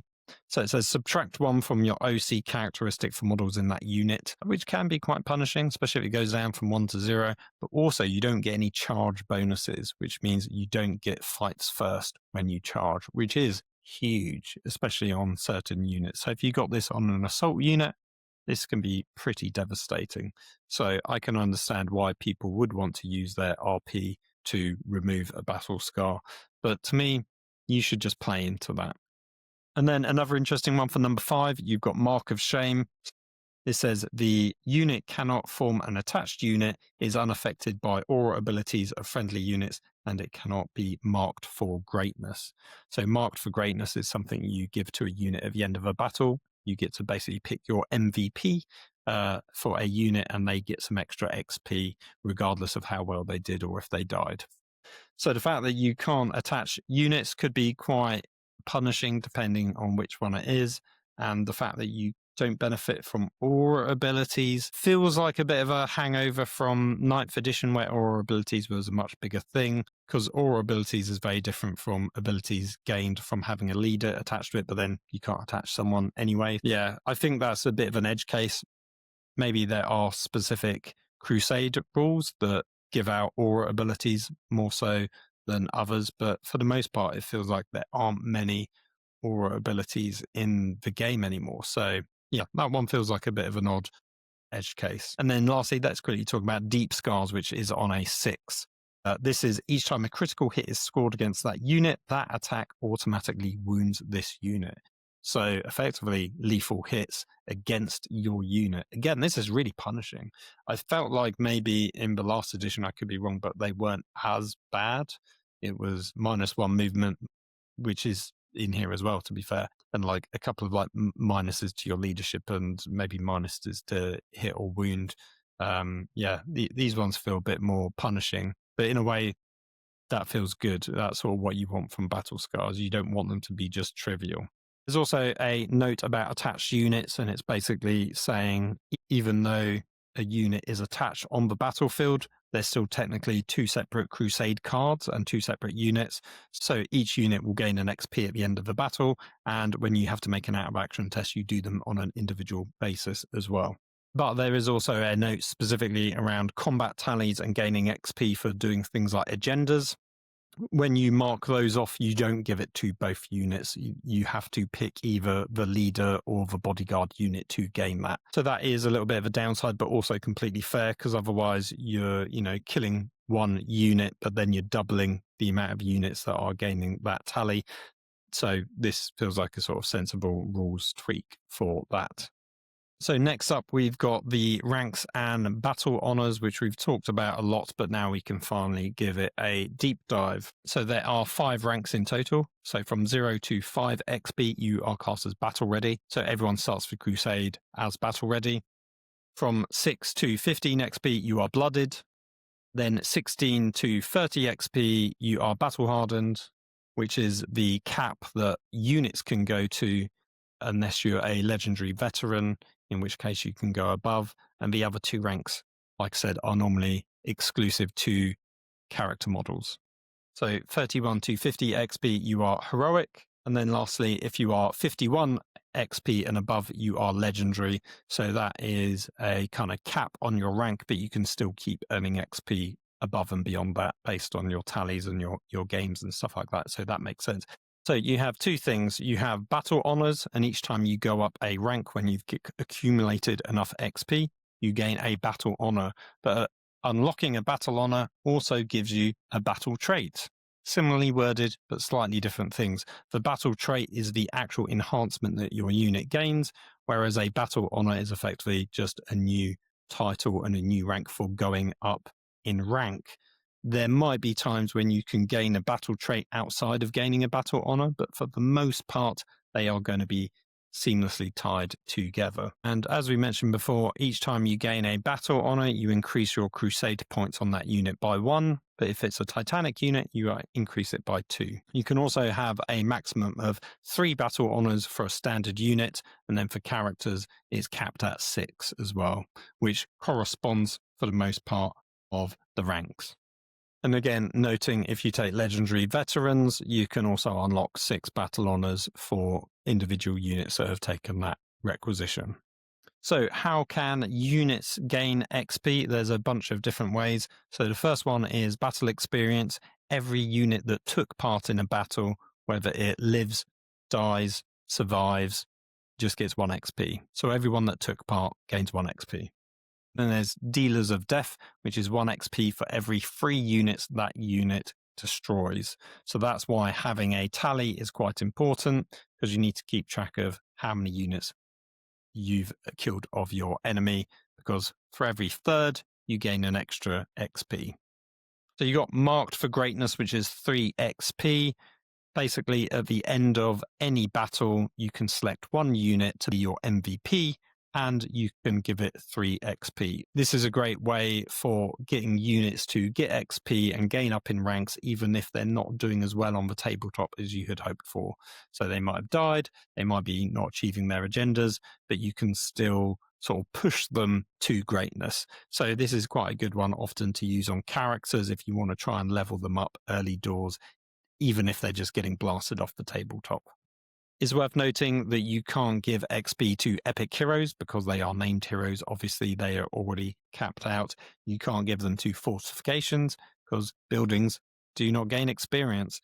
And you also can't give it to swarms because they're just mindless, and also to summoned or replaced units, as we mentioned at the very beginning of this video. And then lastly, they just note that there are other ways of also gaining XP across a battle, usually through things like agendas, which aren't actually now in the core rules. It's in the specific campaigns that you're going to be playing in. So we won't be talking about that in this section, but we'll hopefully cover that at a later time. So a unit has gone up in level. It's gained a battle honor, which means it's gained a battle trait. What are those battle traits? There's one generic one that you can give to your units, And then the rest are campaign specific, which we will also go into to give you some examples, but they are different between each of the campaign books. But the generic ones are weapon modifications. If it's a non-character unit, you select one model in that unit, and then you select the weapon that they're carrying, or you can select a character and then you select one of the character's weapons as well. Only one weapon, and then you can roll 2d6 and you get those two weapon upgrades, which is good because I think before it used to be just one in the previous edition. I could be wrong on that, but the fact that you get two is nice. So it's a double buff basically. If you roll the same result on both dice, you just keep re-rolling until you get different results. So you got finely balanced, which is +1 weapon skill or +1 ballistic skill. You've got brutal, which is +1 strength. Armor piercing, which is +1 AP. Masterworked, which is +1 damage. Heirloom, which is +1 attack. And then you lastly have precise, which isn't gaining precision, but you gain precision specifically when you roll a critical wound roll. Now, I kind of like this one because just giving it precision is maybe too much because that would be quite powerful, but it does mean it's a bit of a faff in terms of trying to remember this rule because it's not just writing precision down in your enhancement. You need to know it's a critical wound roll equals precision. So you could shorthand it, I guess, and that does make sense. So quite a nice selection of picks. As always, Games Workshop are giving you the choice to roll 2d6 or narratively pick the best two that fit your theme and narrative. Again, I would personally try and avoid those ones, but I can see situations where maybe it makes sense. And again, that's why I would caveat it, similar to the battle scars, get your opponent to tell you the two that are most fitting. And if you can't come to an agreement, then you should roll instead. But I think putting the onus to discuss it with your opponent makes it more about narrative storytelling than just picking the best two options for your model. Now, the next one is Crusade relics. These are sort of holy items, or unholy potentially, that characters can gain. So this is limited just to specifically characters. Normal units can't gain them. There are 3 ranks of relics that you can gain, and that kind of corresponds to the ranks that your character is at to sort of unlock them. You've got Artificer relics, which anyone can take. Again, noting it's got to be a character. And by gaining that relic, you update your character's Crusade card by 1 Crusade point. Then you've got Relics of Antiquity, which is limited to heroic or legendary characters only, and that increases it by 2 Crusade points. And then lastly, you've got Legendary Relics, which is limited to legendary characters only, and that costs you 3 Crusade points. That is sadly all the enhancements given to you in the actual core part of the Crusade rules, but I'm now going to skip ahead slightly to the Armageddon specific ones so we can look at those and discuss them so you have a bit more of a context in terms of how these enhancements work, as the others are more tailored to generic units, whereas these are somewhat focused more on characters. So if we go to the Armageddon page regarding battle traits, we've got a table for infantry units, a table for monsters and vehicle units, one for mounted units, another for beast units, and then the last one on the other side is for psyker units. And as I've mentioned, this selection of unit types will be different from each campaign to campaign. For Tyrannic War, I think you had a category called Striding Behemoths, which was specifically to monsters and walkers. And then in Nachman Gauntlet, you had one specifically for jump pack infantry, and then another category that was any. So it was available to all units to take. And similarly, I believe the battle traits in the core rules from the last edition had a mixture of things like infantry, monsters, vehicles, any, and I think maybe they had one also specifically for characters as well, but I can't quite remember for sure. Now, these ones are all themed to the narrative that you're doing, which on one hand is great because it allows you to immerse yourself into the actual kind of campaign setting that you're playing. But the downside is it means it's a bit more difficult to just run your own crusade and go off and do your own thing. So if you were wanting to do a campaign in a completely different setting, you might need to tweak or tailor these even if the rules are mostly the same, some of the names that you give them, you might want to sort of flavor it differently. It's also worth noting that some of these buffs relate to specific campaign rules. So there'd be terms in here that you won't understand yet, but when we talk about the campaign in detail, it will all become clear. And I will sort of try and explain it as best as I can when we get to them. And similar to the other battle traits, you can roll a d6 to gain one, or you can pick the most narrative one. And as I've said, discuss with your opponent and work out what would potentially be best based on the battle that they just fought. And if you can't come to a consensus, then roll the d6. Whatever you do, don't just pick the most optimized one for your army, because that ends up being a campaign that is probably deeply unfun for all of your opponents. So, for example, if you were to roll a 1 for your infantry unit, you gain Fortune Favored, which gives you a 6-up invulnerable save. But if you have a warp token on that unit, which is a campaign-specific thing that you gain for being in sort of warp-held territory, it becomes a 5-up. Now, a very cool one for monsters and vehicles is on a roll of a 4, which is Juggernaut. So you can ignore any modifiers to your movement characteristic. And also you can now move through terrain pieces that are larger than 2 inches in height. However, you've got to roll a d6. And on a roll of a 1 to 3, you are battle shocked, which is fantastically a great idea. And I think for certain detachments, they have incorporated this. Or maybe vice versa, because that one might have come out before this book, for example. So for mounted units, there's only 3 options. So we're going to go for the 1 and 2 option, which is tip of the spear, and you basically gain a 6-inch scout ability. And then lastly, for beast units, let's go for the 5 and 6 option, because again, it's only limited to 3 options here. You can get Fearsome Predators, which actually is an aura ability, which is a relatively unheard of thing in 10th edition. So Fearsome Predators basically means any enemy unit within 6 inches, you worsen their OC and leadership characteristics by 1 to a minimum of 1. So that one is quite a cool one to have. And again, it's interesting to see an aura ability, but this doesn't actually affect the Battle Scar one that says you're not affected by friendly aura abilities, because this is a debuff for enemy units rather than a buff for friendly units. And then Psyker units is, again, a choice of 6 options. So we're going to go for number 5, which is Force Shield. And in brackets, it's noted that it's a psychic ability. And basically, if that unit is attacked by a strength characteristic that is higher than your toughness characteristic, you reduce their wound roll by 1.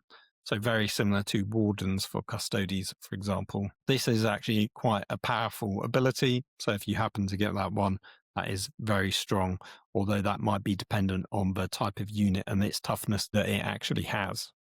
And lastly, we can look ahead at the Crusade relics from the Crusade Armageddon. So again, these are themed to Armageddon specifically, but you can see you've got your 3 different ranks. You've got your Artificer relics, your Antiquity relics, and your Legendary relics. So we're just going to pick one from each one to talk about. The Tartarine Cuirass from the basic set, which is the Artificer relics, effectively means it's -1 damage. It doesn't say to a minimum of 1, but obviously just assume that's the case, and it's not cumulative with any other abilities that might reduce damage as well. So it doesn't stack. You already have a -1 on that unit.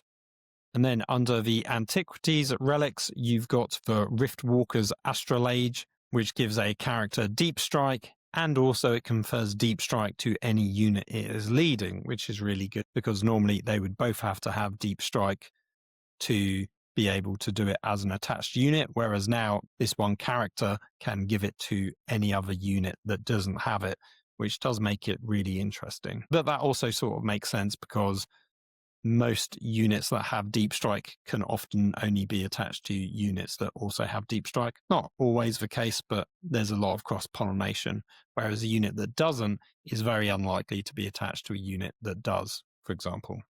Okay, and then for the Legendary relics, let's go for the very last one, the Beast Ward Barbite. So each time a beast or monster attacks this hero, it must make a battle shock test. The Beastorm monster is also -1 to hit, and if it failed that battle shock test, is also -1 to wound. Then also it's got a once per battle ability, which allows you to select an unbound adversaries keyworded unit, which is a specific unit in the campaign. It's got to be within 18 inches of you. They lose that keyword and they join your unit for that turn. So to give you an example, an unbound adversary is effectively a roaming monster, an AI controlled unit. Predominantly in this case, it's themed to be demons. They're going to be on the tabletop and they're going to be attacking both you and your opponent. So they're basically a problem for you to deal with. But for one turn with this relic, you can put them under your control and they can join your army. They're not going to attack you and you can make them attack your opponent. So that is quite a strong and quite cool thematic relic. So with having looked ahead at some of those specific relics and battle traits, you can kind of see how they do theme to the campaign in general. But now we're on the last page of the kind of core rules of Crusade, and this is just mustering your Crusade army. As far as I'm aware, it's pretty much exactly the same as you would normally muster an army. You select your battle size, you select your army roster, you select your army faction and your detachment as per normal, and then you select your units. As normal, you're limited to 3 of the same type for most units and 6 if it's a battle line unit. And as normal, you've got to have at least one character and you can't have multiples of the same epic hero. And then lastly, you select a character to be your warlord, all pretty much standard stuff. Now, it's worth pointing out that technically your Crusade force, which is your total combined army that you sort of choose and pick for particular battles, you could actually have a mixture of different factions. And if you were mostly playing 1,000 point games, but you had a supply limit of 2,000 points, you could ultimately have 2 separate factions with differing faction keywords.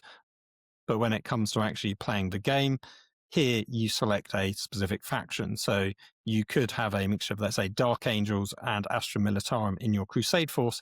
They're not compatible at all, although thematically it might make sense that they would fight alongside each other. But then when it comes to playing your individual battles, you can pick from one faction or another and have a sort of a different outcome and a bit of variety when it comes to playing your missions, which I think could be quite good. Personally, I would probably for the most part stick with one faction, and if it's Imperium, I would add in some agents of the Imperium as well, so I could get some Death Watch, Inquisitors, Rogue Traders, for example, so I can mix it up a little bit. So there is a fair bit of wiggle room there just using the normal rules.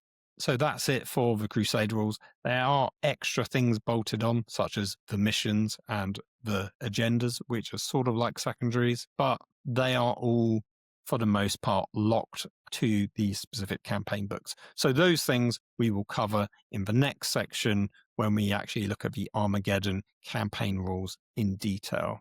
And there is a lot to them, so that's why we're separating this out as 2 separate sections. Overall, what are the pros and cons of playing Crusade? I think a lot of people do enjoy playing the narrative elements to it. I think they enjoy the sort of slow grow aspect that you could do. You could get a new force. You could start off with a slow grow campaign, for example, and you could actually, rather than do 1,000 supply limit and 1,000 points, you could do 500 points and 500 supply level and work your way up and build an army as you go on Crusade. I think that's very good.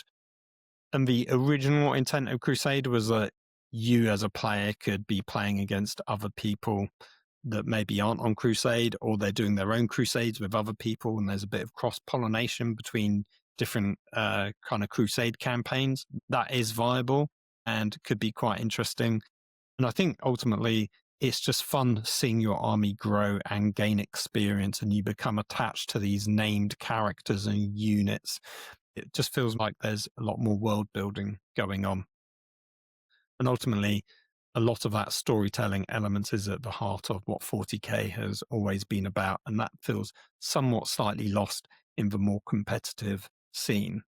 There are obviously some downsides. Dan's always been a real critic of Crusade because it's just a lot of extra rules on top of an already complicated game.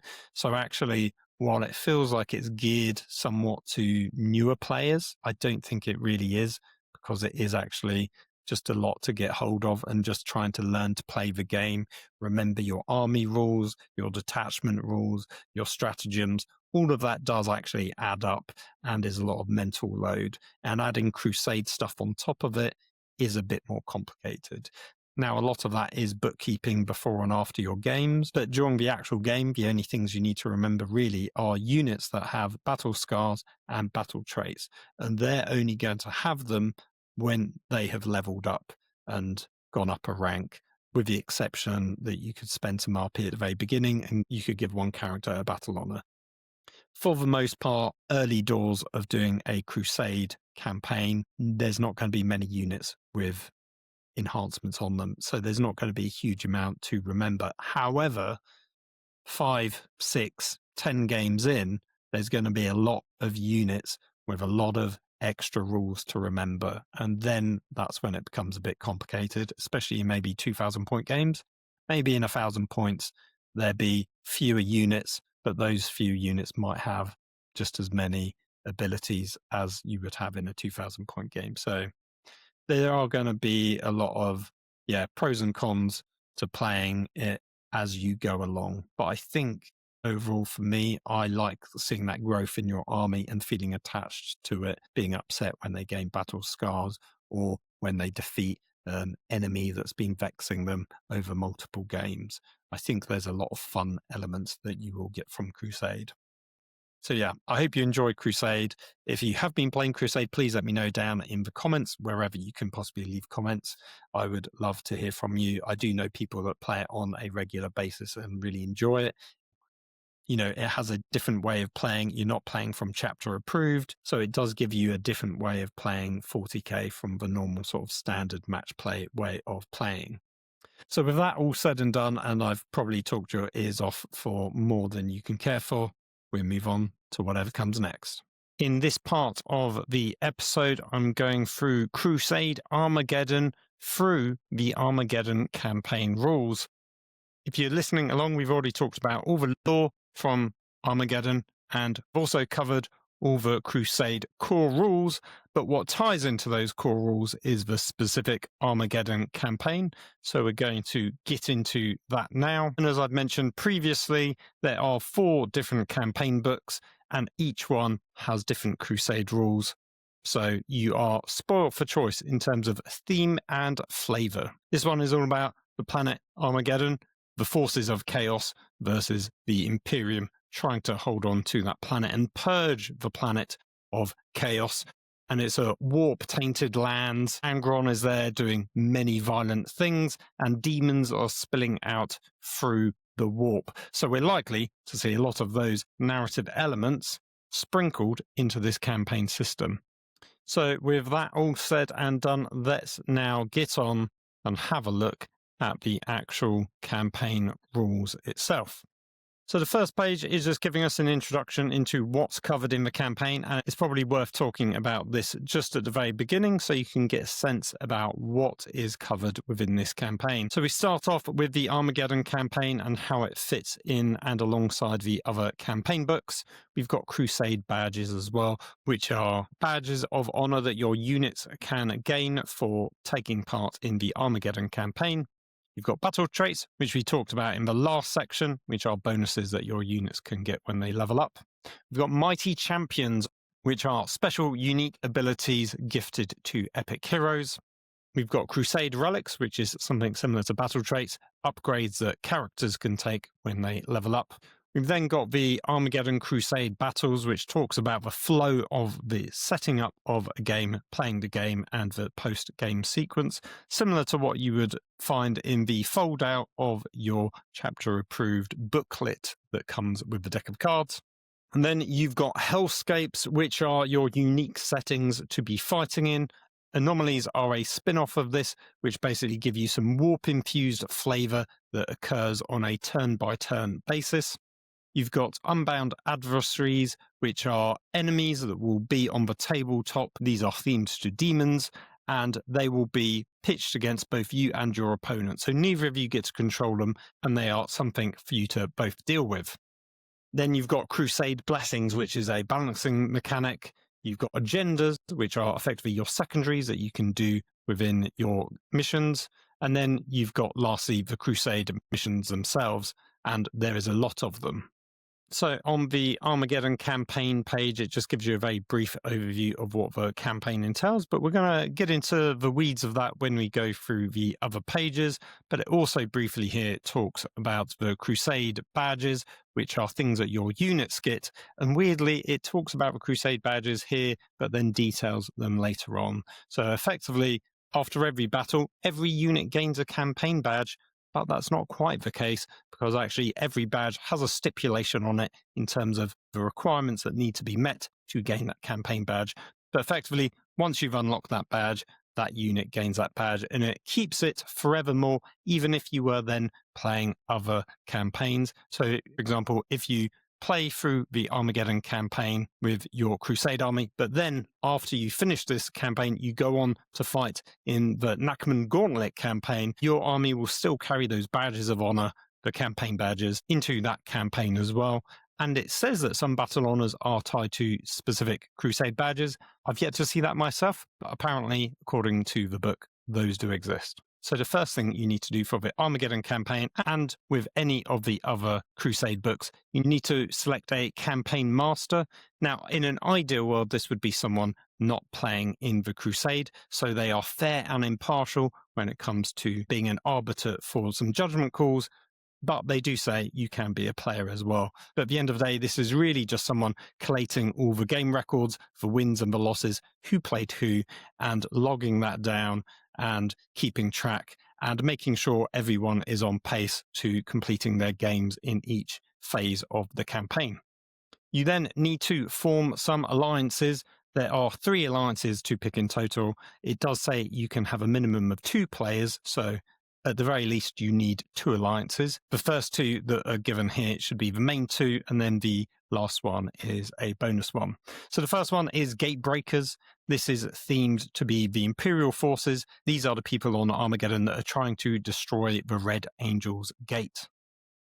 And if for some reason you've got to this part of the episode and you don't know what I'm talking about, I suggest you go check out the section where I go through the lore of the Armageddon book in detail. Next up, you've got the Desecrators, which are clearly the Chaos-themed group. These are the people trying to vie for control and ultimately destroy the Gatebreakers and stop the gate from being closed. And then lastly, you've got the Marauders, which is the catch-all bucket for anything that doesn't really fit into the first 2. Thematically, this would be the orcs on Armageddon because they live in the equatorial jungle and just making themselves a nuisance. But equally, it would fit any kind of piratical Xenos force that doesn't really fit into the other 2 categories. They also say if you predominantly end up having majority of Imperial players, because you often always see gaming groups that are just filled with Space Marine players. So if that's the case, you unfortunately will need to divvy up your sides. Maybe some of those Space Marine players will play as turncoats for this campaign and fight for the forces of chaos. Alternatively, you could always theme it slightly different. Maybe you've just got some differences in terms of how your gene seed is collected, a la Lofturum Blackheart. So with your 2 to 3 teams formed, you can then go about setting your campaign length. The campaign itself is formed into 4 main phases, but each phase can be varying in length depending on how many games you want to play. So they recommend that you play 1 game per phase, and they kind of suggest that you also play 1 game per week. So in theory, if you wanted a very fast campaign, you can just play 1 game per week, and actually you'll then be finished in a month. But you can also have a very slow game where you try and play 4 games over each act, 1 per week. So each phase of the campaign will be 1 month, so therefore 4 months in total. It's totally up to you, and you don't really need to try and keep a fixed amount. At the very least, even if each player isn't necessarily getting a game in each phase, in an ideal world, you want each alliance to have the same amount of games spread across them, because you might have some players that are very consistent and are able to play games on a regular basis, and others that are just dipping in and out. So that is something to consider. Each alliance also has a narrative goal. and there will be one narrative goal for each of the 4 campaign phases. And depending on whether you will succeed in that narrative goal, you will go down a different path to your next narrative goal. So when it comes to ending the campaign, the alliance with the most strategic points wins. So that's your key thing to be collecting as a player. However, if it's tied, it's then down to the most campaign points. So that's the second most important thing. And then if you have 2 alliances where both the strategic points and the campaign points are tied, it's then considered a draw, and the battle for Armageddon is considered to carry on. How do you go about winning campaign points? Well, at the end of each phase, the alliance with the most strategic points is considered the winner of that phase, and they win 1 campaign point. Strategic points are then reset to 0, so you're not ever going to have a runaway winner from one team accumulating lots of strategic points early doors, so there's everything to play for down in the very last phase. However, obviously, being consistent and doing well and getting the campaign points will help you when it comes to those tiebreakers. So across the next 3 pages, we've got our narrative goals, 1 page for each alliance. So I'm going to show you here the Gatebreakers, which is obviously Team Imperium in this example. So if you're watching along on video, you can see that there are 4 columns, and each column represents one of those campaign phases. So you will start off on the left-hand side at your first narrative goal, of which there's only 1. So you start off there. In the next 2 columns for phases 2 and 3, there are 2 different narrative goals, and which one you do depends on whether you succeed or fail in your preceding narrative goal. And in the last column, which is phase 4, there's only 1 narrative goal. So regardless if you succeeded or failed in your prior narrative goal, you will be doing the same end goal in phase 4. You might also notice that they're all numbered 1 to 6, which is a little bit odd because actually, yes, there's technically 6 different narrative goals, but you're only ever going to be able to do 4 of them because 2 of them will just be excluded to you because you're doing an either or option. You're not able to do both. And note, these are narrative goals for your alliance as a whole. It's not you as an individual. So let's look at the first one that you start off by doing in phase 1 of the campaign for the Gatebreakers.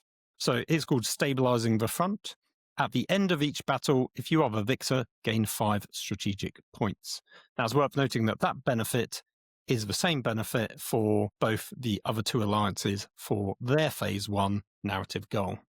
You then have 2 different outcomes. So you then have Resurgent Morale, which is if you succeed in your narrative goal in phase 1. In the next campaign phase, attempt to reclaim the Lost Hives narrative goal. And each time you purchase the increased supply limit requisition, increase your Crusade Force supply by 250 points instead of 200. And then lastly, there's Grim Determination, which is if you fail your narrative goal. In the next campaign phase, attempt to strengthen the Imperator line narrative goal, and in each battle, the first time a unit from your Crusade army fails a battle shock test, that unit instead passes that test. So you'll notice that even though you failed your narrative goal, you're still getting a bonus, you're not being penalized, which is actually really good because if you're losing, you're not going to spiral down and lose more, and the people winning aren't getting better bonuses and able to win much easier in the next campaign phase. But what instead you're getting is just different narrative stories taking you on a journey based on whether you win or lose, which I really like. In the second column, which is the phase 2 of the campaign, there are those 2 narrative goals that they've just talked about. If you are succeeding, you basically take the top one, and if you are losing, you are taking the bottom one. And that follows on for phase 3. And as I've already mentioned, when you go on to phase 4, you're doing the same one regardless of whether you win or lose. So as phase 4 doesn't really have a narrative goal that you need to complete because this is ultimately deciding the victor of the campaign, instead it's just giving you a outright bonus. This one for the Gatebreakers is Shatter the Red Angel's Gate. At the start of the first battle round, you gain a number of command points equal to the number of campaign points that your alliance has. And at the end of each battle, if you're the victor, you gain 5 strategic points. And similar to the first narrative goal, these bonuses are the exact same ones for the other 2 alliances as well. So I can quickly show you the other 2 pages if you're watching along. You've got the Desecrators, again, same sort of layout. It's just thematically very different. And then there's also the Marauders one as well.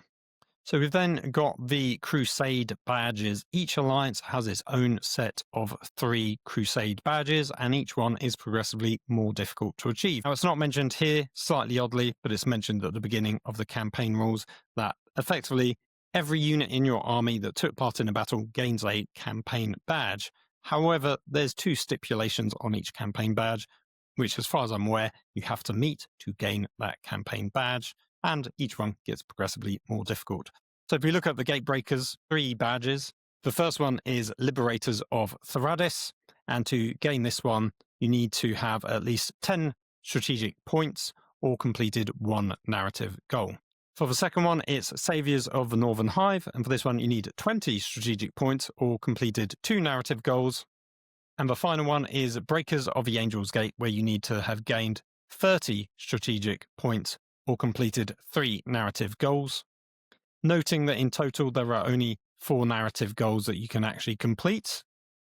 So actually trying to get 3 is actually quite difficult.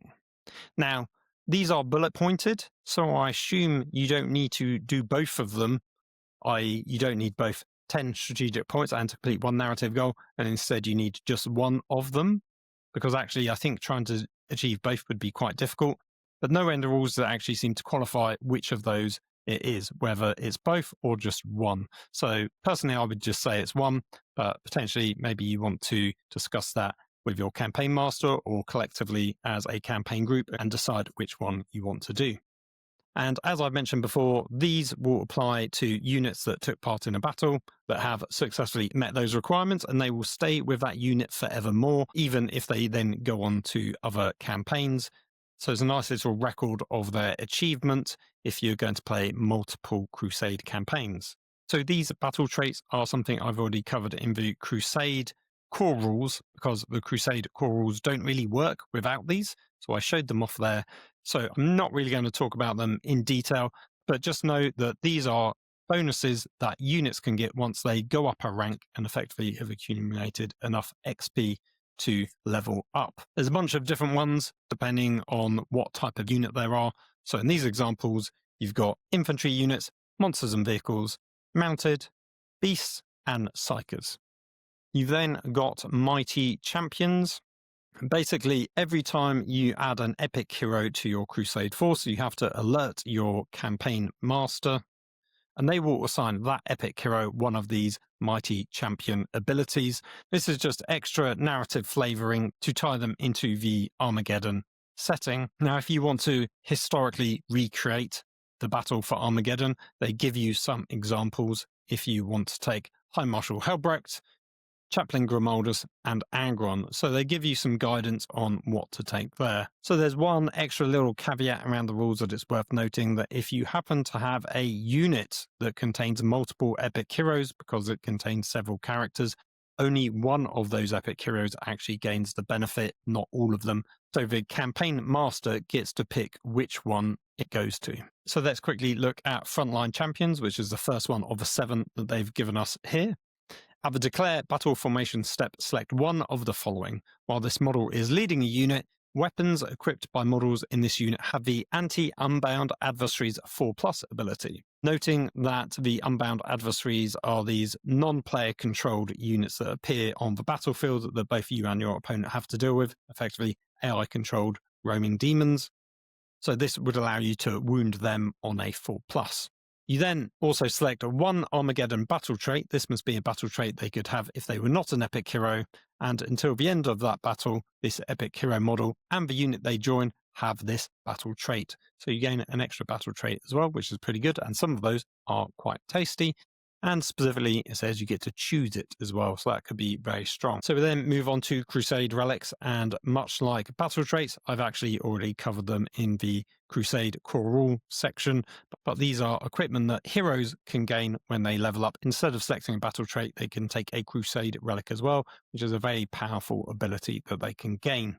There's 3 levels, and they're all kind of locked to the different levels of rank that your heroes can gain as they go up in XP value. Then we've got the order of playing the game in the Armageddon Crusades Battles page. This is very similar to what you would get in both the core rulebook and also in your fold-out booklet in your chapter-approved deck of cards. Now, it's a bit repetitive, I'll go through it, but I'll point out the differences between this and a standard game of 40k. Like normal, you start off by selecting your battle size. Obviously, the battle size will be limited by the number of supply points that both you and your opponent have, because that really dictates the number of points eligible for you to fight in a battle. You then muster your Crusade army, which is just have an army ready to fight, have a list, and you can give that to your opponent. Then you get to determine your mission. One option is just to select the most thematically appropriate, of which there are 16 missions in total, or alternatively, you can randomize it. If you're going to randomize it, you first roll 1d6 on a roll of 1 to 3. You're then rolling off in the first of the 2 available tables to you to determine the actual mission, and if you roll a 4 to 6, you're rolling off on the second table. So the first table is symmetrical missions, while the second table is asymmetrical missions, so you're going to have a much more sort of narrative attacker-defender style of mission. One interesting thing to note when you're rolling on the mission table, you're rolling a d33, and effectively if you roll a double 3, which will be a 5 or a 6 on both dice, you roll on the other table rather than re-roll on this table. So even though you might have thought you were playing a symmetrical mission or an asymmetrical mission, you might find you end up playing the other type. So step 4, you then determine the attacker and defender. Step 5, you read the mission. Pretty straightforward. Step 6, place the objective markers. Step 7, create the battlefield. Noting you want this to be thematically appropriate, potentially based around the hellscape that your mission will take part in, and your mission will lay out which of those hellscapes you'll be playing on. Then step 8 is purchase your requisitions, which are meant to do just before a battle, which seems like crazy nonsense, because this fundamentally changes your army composition. So by all means, decide amongst yourselves and strong arm the campaign master to say you just do this at the end of your missions instead of the start of a mission, because this is a woefully inappropriate place to be doing a whole lot of paperwork just before you want to start rolling some dice. Number 9 is select your agendas, which we'll talk about briefly, but these are effectively your secondary missions, much like you would be doing in chapter approved. Then number 10, you select your Crusade blessings, which we'll also cover in more detail. This is a balancing mechanic if 2 armies are going up against each other and one is much more experienced than the other. Step 11 is declare your battle formations, so determine which leader units are attached to which units, what goes in transports and which are going to be deep striking or in reserve. Then step 12, you deploy your Crusade armies, and if you're playing in a mission which uses the unbound adversaries, they're also deployed at this stage as well. Next, you get to redeploy any units. Then you get to determine who gets the first turn. Then step 15 is resolve any pre-battle rules. Step 16 is set the warp events, which we will talk about in more detail. Most missions will determine the scale and intensity of the warp events, but if they don't, you roll off at this point to determine what they're going to be. Step 17 is begin the battle, and then everything else is a post-game sequence. So you, step 18, end the battle, 19, determine the victor, 20, update the Crusade cards, and 21, update the order of battle. Noting realistically somewhere between 20 and 21, you should also be spending your RP to spend your requisition points, because this is a much better time and place to be doing it rather than just at the beginning of a mission. So next up is Hellscapes, but weirdly as part of Hellscapes they talk about actions, because actions aren't part of the core rules in 10th edition, which is much to the chagrin of literally everyone. That seemed like a bit of a mistake. However, the actions here are very similar to those in chapter approved. We then have warp counters. So warp counters are used basically in the anomalies and hellscapes, and they are a way of keeping track with how warp infused your units are. So you do need some form of counters to add to your models. The rules just state here that once a unit gains a warp counter, it stays with it for the rest of the battle until a rule tells you to remove it. Now, you could just use dice as warp counters. You'd obviously have to make sure they're a different color from any that you're using to track wounds on. But this is a great example of doing some narrative flavoring and hobby, and actually you could create your own warp counters. Now, potentially you could use something like Brimstone Horrors as tiny little warp counters. I think that would be quite appropriate, or something like the green Skaven Warpstone from Age of Sigmar, and having them on a nice small base would also look really good. Essentially, you could just have a base with a load of Blood for the Blood God technical paint all over it to symbolize the corn-infused warp that we've got on the planet of Armageddon. So a few good excuses for hobby, and you can get your old brain cells thinking about how you can create your own. Then we've got a bit about using the hellscape. So there are three main sections. One, you've got your main rule for that particular hellscape. You've then got a particular action that hellscape might allow you to do, which is why they've given us the action rule. And then lastly, you've got your empiric anomaly, which is a special version of warp anomaly that might happen when you're rolling on the warp anomalies table. And when you hit that special anomaly, you will consult the hellscape rules for that particular empiric anomaly. There's then some guidance on if you just want to add hellscapes to other missions, which you might want to do, because while there are 16 missions here, you might want to use your own or use more generic missions as well. So you just roll 1d6 and that determines which of the two tables you use, and then you roll another d6 to determine your hellscape. And on a roll of 1 to 4, there'd be a particular hellscape, and on a roll of 5 to 6, you will just re-roll again. So for the hellscapes themselves, there are 4 pages in total, 2 double pages. They are gorgeously laid out with like a kind of heretical icon at the top and what looks like a tattered banner going down with all the text for that hellscape. So I'm going to pick one here, and we're going to talk about faded reality. So the first rule is fading, which is from the second battle round onwards, at the end of your opponent's turn or at the end of the battle, whichever happens first, roll 1d6 for each unit in your Crusade army not wholly within your deployment zone. On a 4+, give that unit 1 warp counter. Then for each unit from your Crusade army that has 2 or more warp counters, remove it from the battlefield. It is destroyed, but they don't take an out of action test, which is the way you get battle scars. If this unit is in a transport and there are 1 or more units embarked within that transport, those embarked units are also destroyed, but also do not take out of action tests. So that is extremely powerful and dangerous.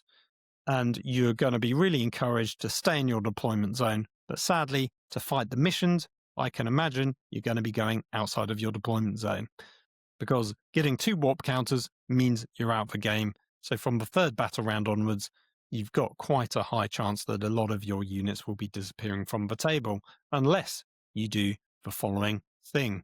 So this hellscape also gives us the force of will action, which, as all actions do, you do it in your shooting phase, and you select 1 unit from your Crusade army.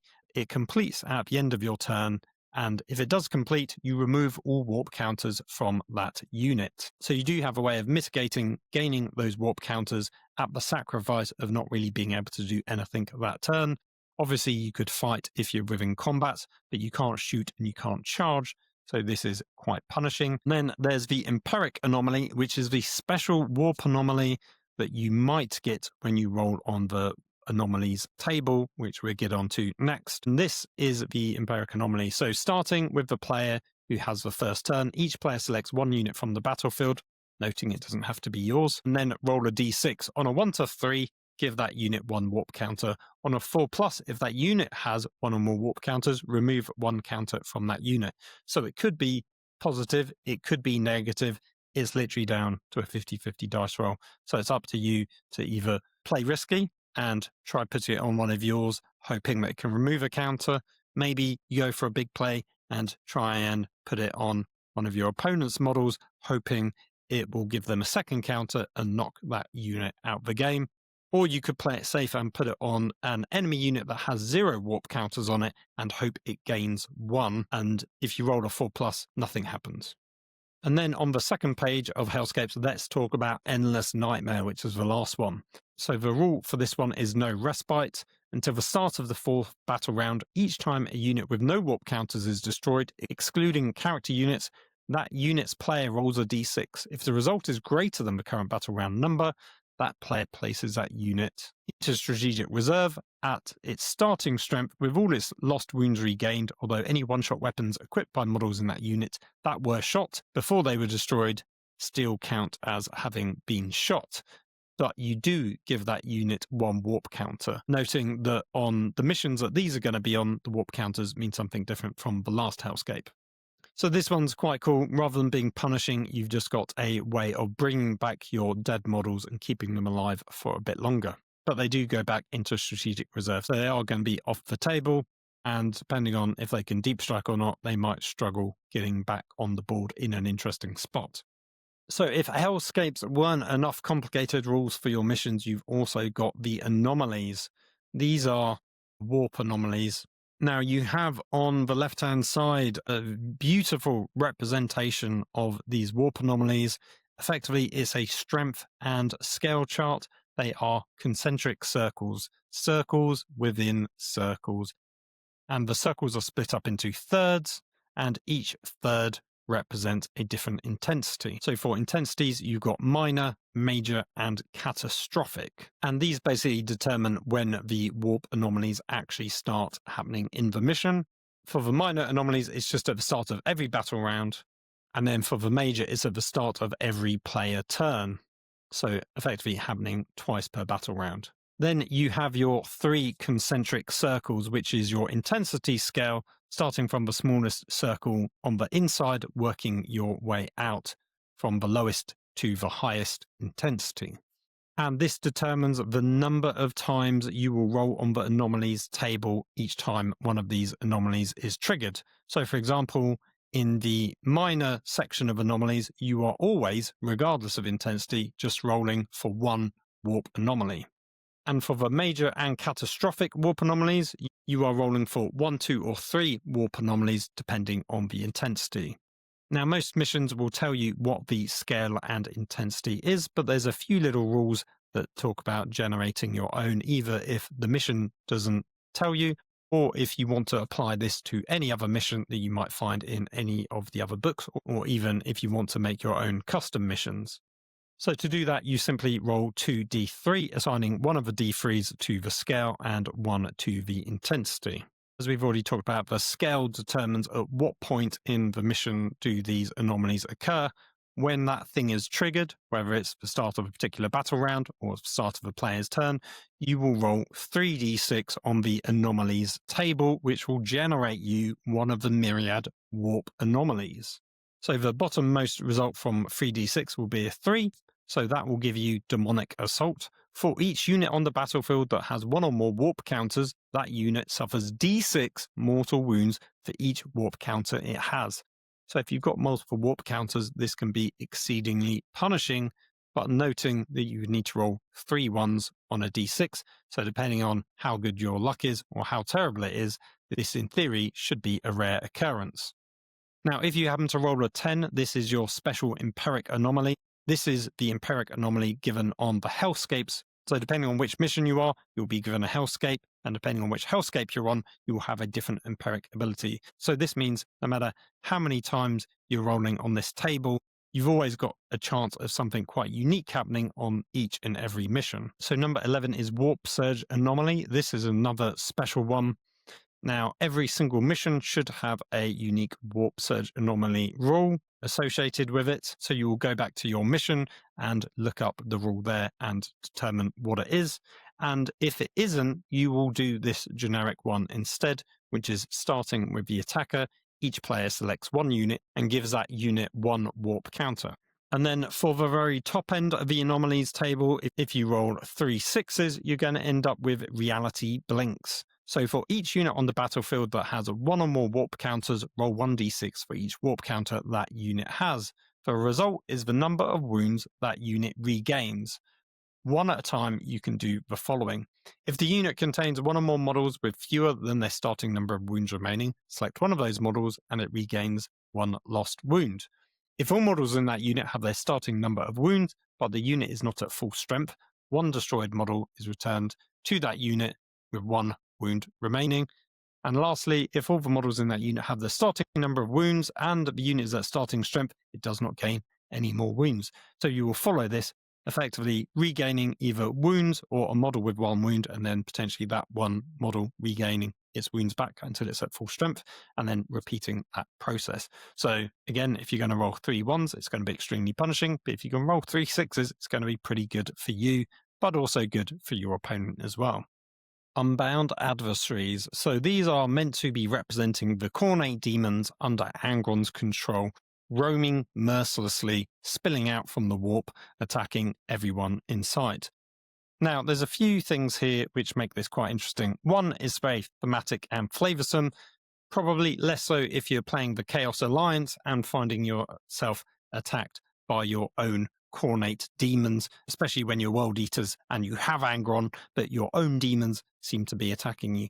So this is a slight odd narrative dissonance that is happening with the game rules and what should really be happening, but it would also be really unfair if the Chaos player got to actually control these. So the idea that they're just spilling out of the warp and attacking everyone, Khorne obviously doesn't care where the blood flows, so maybe there is a nugget of lore which you can use to justify that they're just going to mercilessly attack everyone, Khorne included. The other issue is you do need some demon models to represent these on the tabletop. They do give you some examples of what you can use, but if you don't happen to have some Khorne demons, or any demons for that matter, you might really struggle. Yes, I guess you could use something like Genestealer cults to represent a cult uprising on your planet, fighting all the other players, but that doesn't really work if you're trying to play a game set on Armageddon. So you could narratively twist the setting to try and make it work with whatever collection people have. Hopefully, though, if you're playing in a large enough gaming group, there will be someone with some demons, whether they're Khorne demons, maybe you've got some Nurgle or Slanesh or Tzeentch demons instead that you could use those. And lastly, you could just take these rules out if you don't have any suitable miniatures whatsoever. They do say the missions are designed with the unbound adversaries in mind, so ideally you should be keeping them in, and again, it's kind of cool flavor source for your missions, so ideally you should be playing with them, but it does require you to have some suitable models that you can use. What models can you use? So there are 4 types of demons that they're giving you. There are lesser demons, which are infantry models on a 30mm round base. The suggestion here is Bloodletters. Next up is the Abomination category. This is for infantry and beast models on 50mm round bases, and they recommend Chaos Spawn. Then you've got Demonic Beasts, which are mounted or beast models on 75 or 90mm oval bases. The suggestion here is Blood Crushers. And then lastly, we've got a Greater Demon, monster or walker model on 100mm round base, 120mm oval base, or 130mm round base. And their example is a Bloodthirster. The fact that they're giving you a walker keyword implies maybe that they're expecting you to just use whatever you have to hand, and that might not be a chaos army whatsoever. Trying to make it fit the theming of marauding demons might be a bit difficult, but maybe instead these are marauding pirates, Xenos raiders from space. That might work all the much more better, or potentially an angry inquisitor with a mob of space marines or Astra Militarum or whoever he might possibly have under his control. So I think with a little bit of tweaking of the words, you could make this work.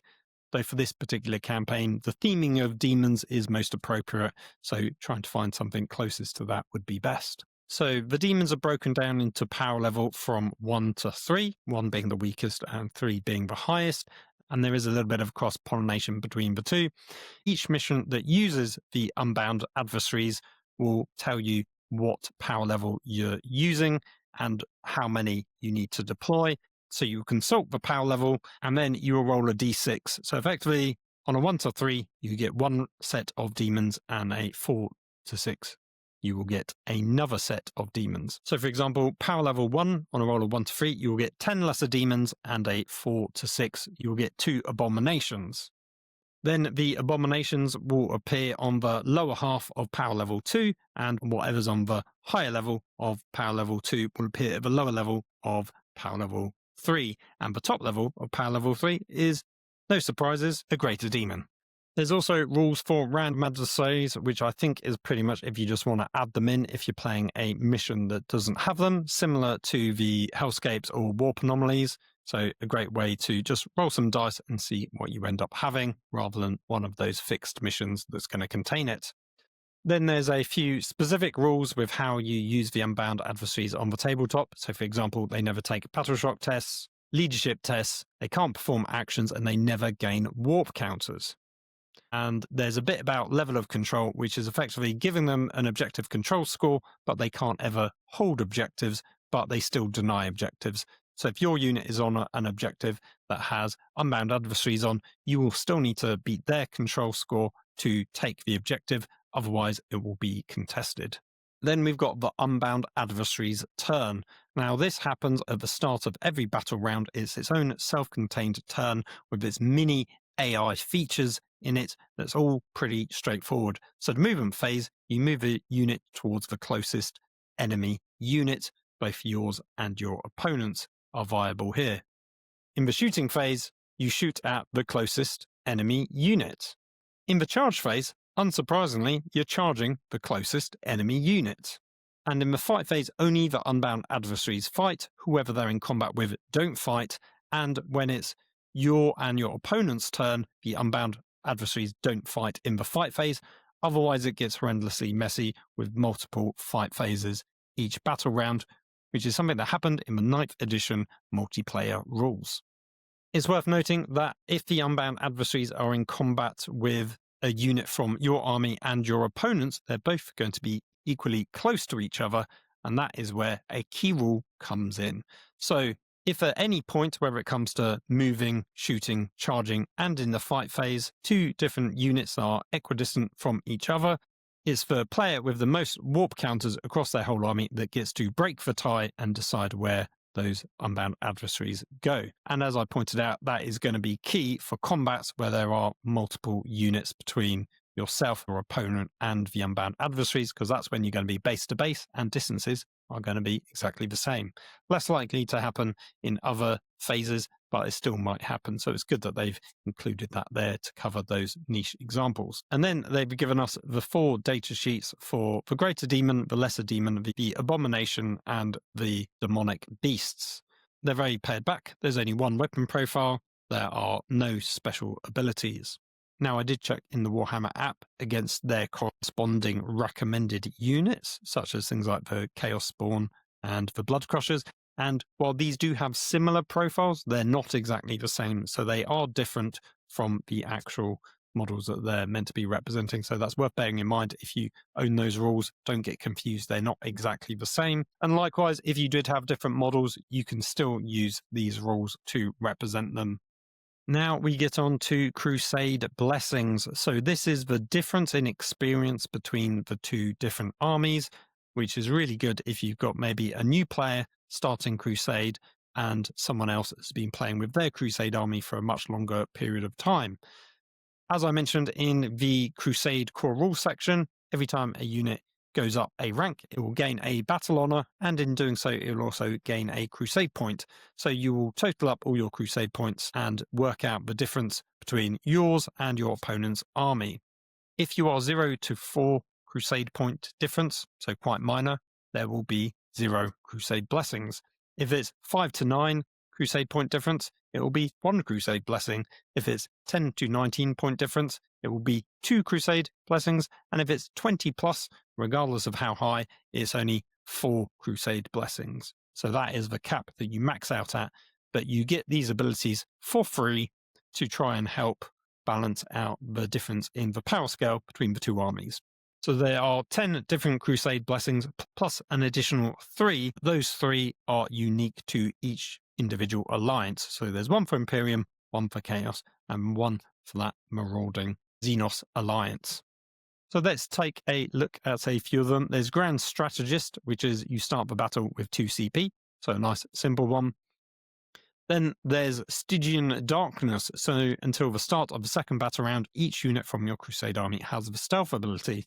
So quite strong, but only lasts for the first battle round, which depending on your terrain layouts, might not be all that useful. Then let's look at one of the Alliance specific blessings. So there's Slaves to Darkness, which is fittingly for the Chaos one. So in the Unbound Adversary's turn, you can select one Unbound Adversary's unit on the battlefield, and until the end of that turn, the unit treats the units in your Crusade army as friendly units. So effectively, you're getting to take control of one of those units for the turn because it will just go towards the closest enemy unit and not yours. You don't necessarily get to dictate exactly where they're going and who they're fighting. It's just going to be the closest one. But depending on when you use it, that could be really key in a clutch moment to help you out. And then we get on to agendas. So agendas are much like the secondary objectives that you get to pick at the start of a battle for your normal match play chapter approved missions. However, rather than help you win the battle, these instead help you level up your units, predominantly by completing a secondary to get some XP, and from most of the fixed options, you gain a strategic point, which will help you win your narrative goal for your alliance, whereas there's also tactical agendas, which are just specifically XP only for your units. So at the start of a mission, you get to select 2 agendas. These could be 2 fixed ones or 1 fixed one and 1 tactical. The tactical ones you will generate each turn, but let's first of all look at some of the fixed options. So the first one is Assassinate. Each time a model from your Crusade army destroys an enemy character unit, that model's unit gains 2 XP.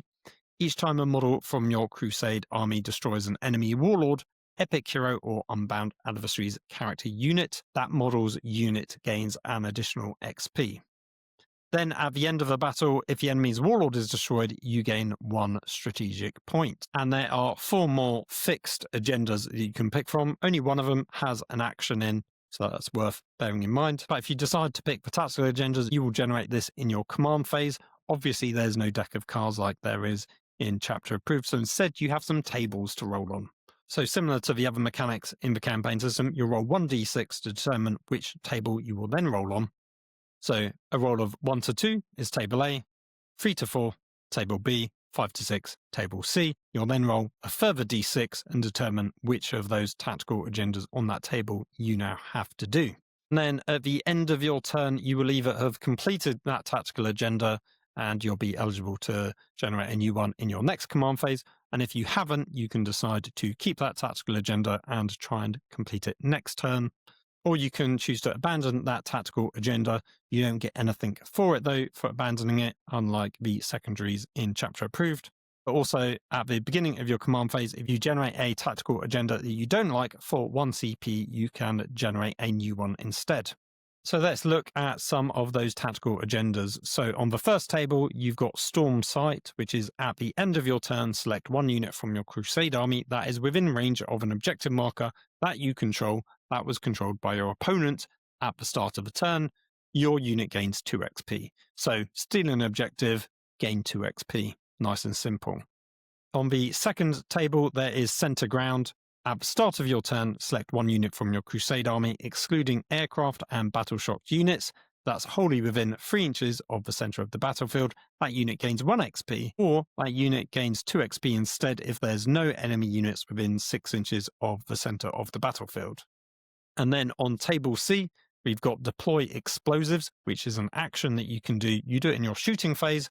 1 unit from your Crusade army that is either within 3 inches of the center of the battlefield or wholly within your opponent's deployment zone. It completes at the end of your turn, and the unit that performed the action gains 1 XP if it is within 3 inches of the center, or 2 XP if it's wholly within your opponent's deployment zone. Now we're on to the last section, which is all about the missions. Like I said before, there's 16 missions to choose from. Half of them are symmetrical and the other half are asymmetrical, so plenty of choices and plenty of narrative gaming tied in with the story from Armageddon.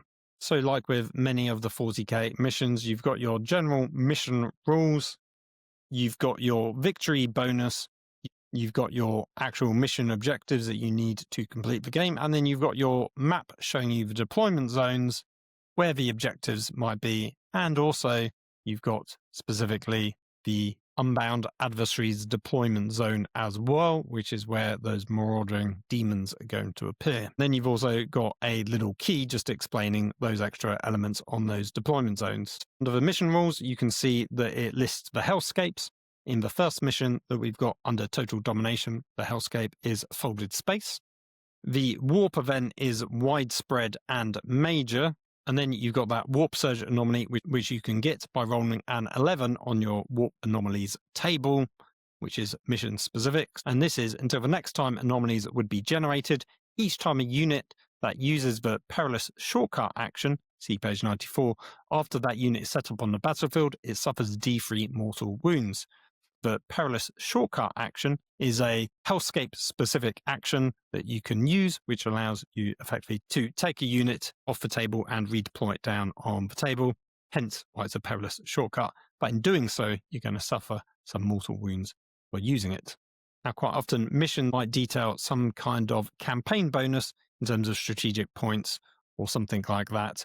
But that's not given here because the missions are all based around those narrative goals.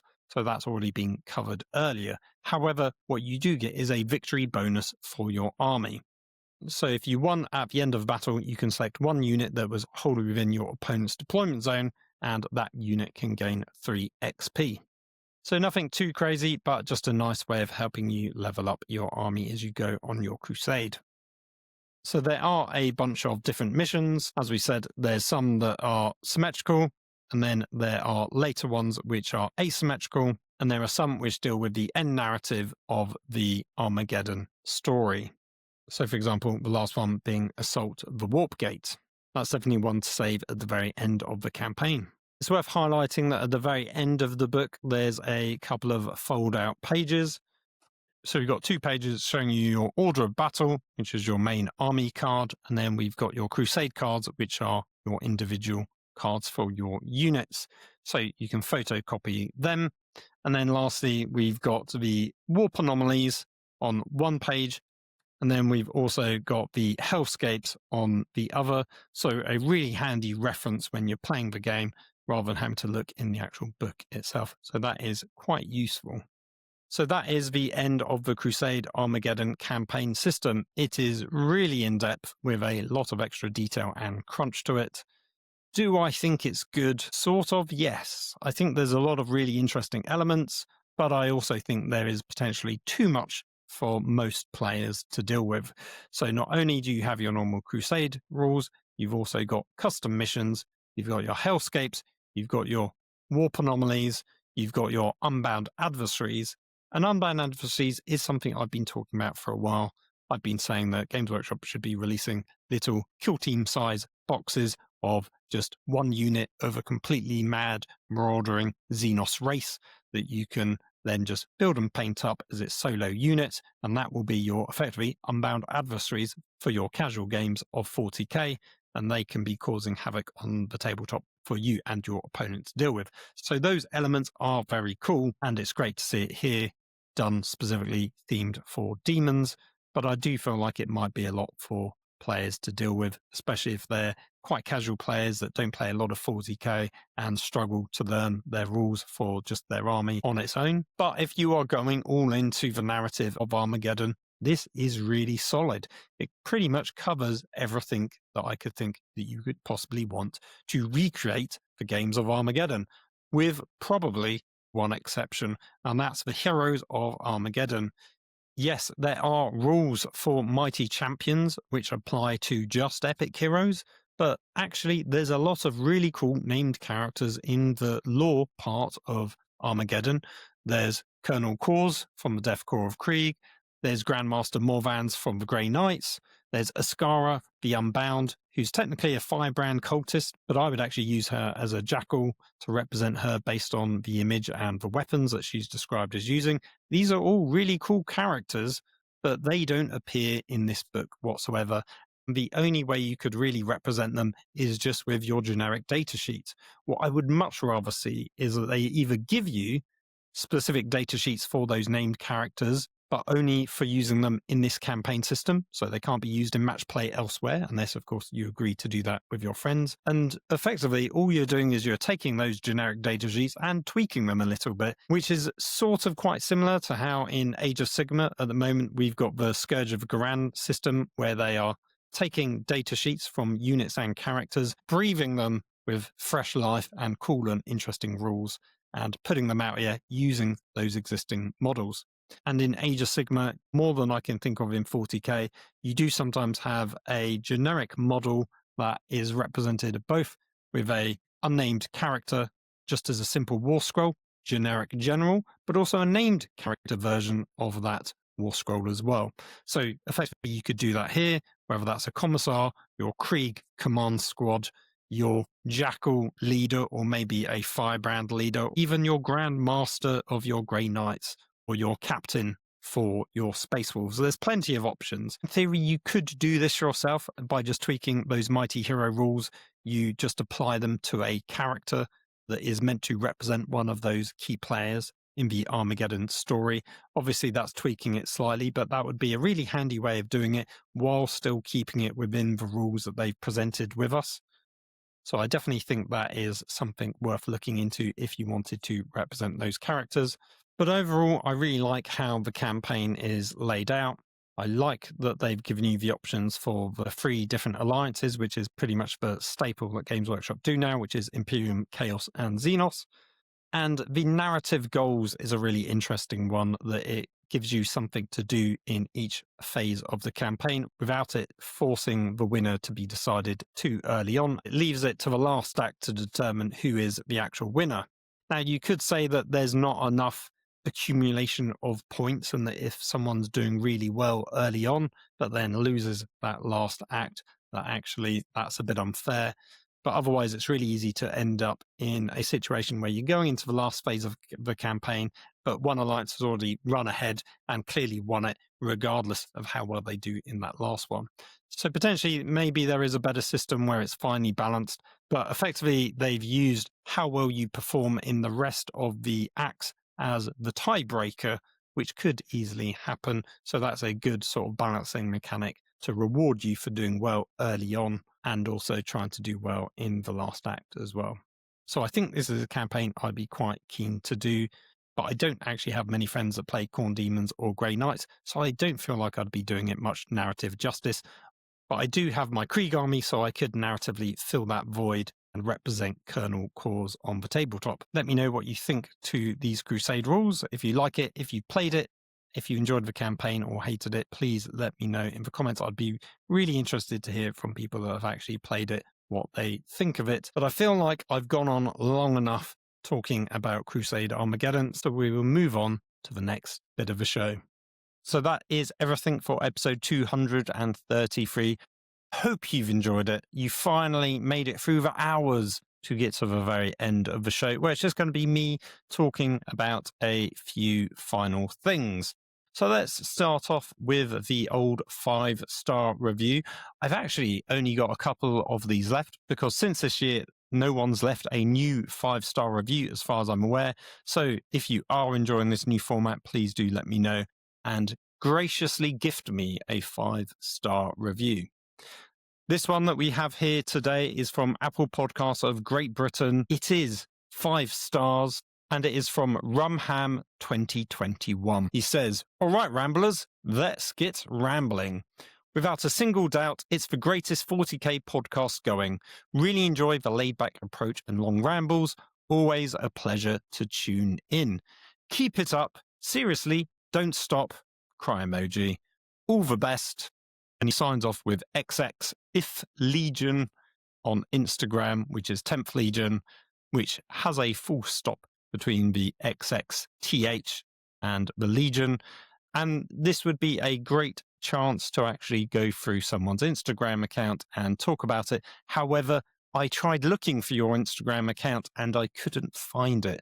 There were a few that didn't have full stops in them and a few that had underscores instead, so I'm not entirely sure which one it was, and none seem to be following Lookout So on Instagram either, so I didn't want to just promote and talk about some random person's Instagram account. So if you are Rumham, please do contact me directly and let me know what your Instagram account is so I can do it justice in a future episode. But yes, thank you, Rumham. I'm glad you think it's the best 40k podcast going out there. Sorry that the last episode was all Age of Sigmar related if you're clearly not into that. And I'm glad you enjoy the long rambles. This has been a long episode. I wouldn't necessarily say it's rambling because it has been quite structured and me reading through a lot of stuff. And I don't want these episodes to be a man reads book type of episode. So I do hope that it wasn't that, but I hope I've given enough interesting perspective from my takes into the rules. And also if someone hasn't actually played Crusade or the campaign rules, gained a lot of information from it. So yes, I hope you enjoyed it. And yes, please keep tuning in as well. So thank you very much. And hopefully I'll hear from you soon about your Instagram accounts. And if you would like to leave a 5-star review, you can leave one on Apple Podcasts, Spotify, Audible, and potentially somewhere else. By all means, leave me a nice comment on Instagram and YouTube. Like and subscribe if you're also watching on YouTube. That's always going to be a great help. Also, if you would like to support the show, you can join us over on Patreon, where there is some exclusive content, such as episode 1 of Transitional Noise. I'm hoping to do an episode 2 for Transitional Noise, which is actually going to be a companion piece to this episode. So I have here in my hand a copy of my custom Crusade book, which I made for myself. This is a 9th edition copy for those Crusade rules. I did start making one for 10th, but didn't quite get around to finishing it. But I wanted to basically talk about it, show you in a nice show and tell type of video, showing you how I've laid out all the Crusade cards and go through the actual campaign that I played. I made this one specifically for a Warhammer World Weekender, which was great fun. And I'll just talk about what I did, how I made it, and how you could go about making your own, just to round out the completion of how to do Crusade, not just from the rules point of view, but how you can go around keeping your bookkeeping to a nice, tidy, one format book. Also, there is merch available on RevLevel. Links will be down in the description as well. And I think that's it for all the plugging. I don't think there's anything else to mention there. So now we can go on to the general rambling outro. So this episode took a long time to produce. Not only did I have to read through all the lore, I also had to read through all the rules, fully understand it all, and then kind of regurgitate it out, as well as making a ton of notes. That took a long time in and of itself. Each section required a fair amount of time to video, because this time I was doing a different video setup, which I also want to talk a bit about more in detail.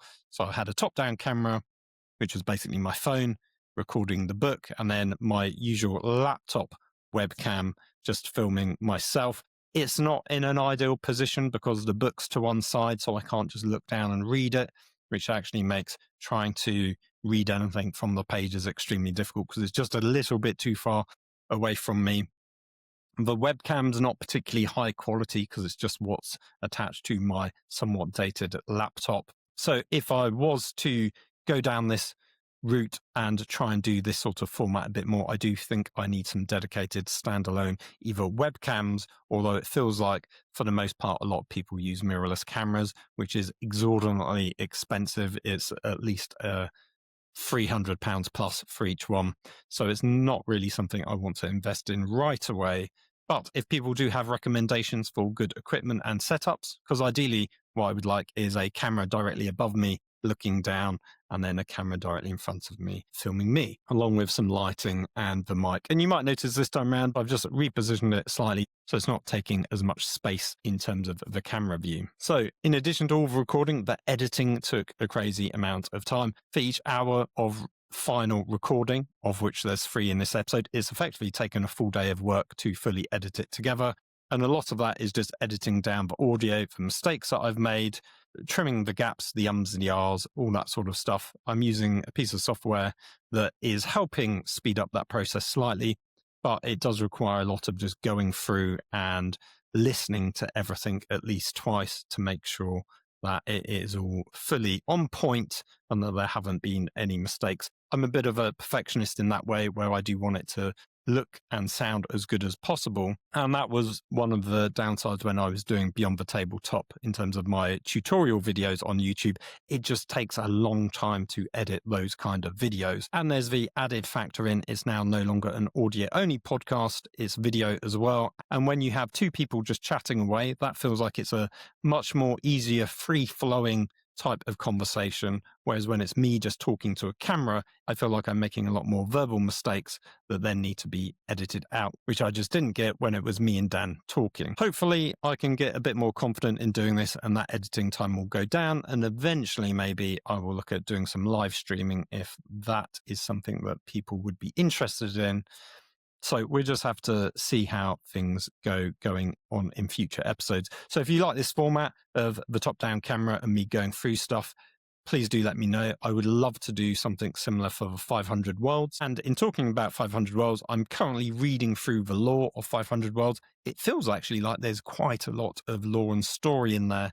Now, it is in a slightly different format than what we've been seeing in those Crusade books. So it will be interesting once I've finished reading it exactly how much more content there is, or if it's the same. But it'd be interesting to see if it's bulked out with just more art and photography. And in terms of hobbying, I've been doing a few things related to 500 Worlds as well. So my buddy Tim, who was on the last episode, we met up and we did a couple of games going through the 500 Worlds boarding actions campaign.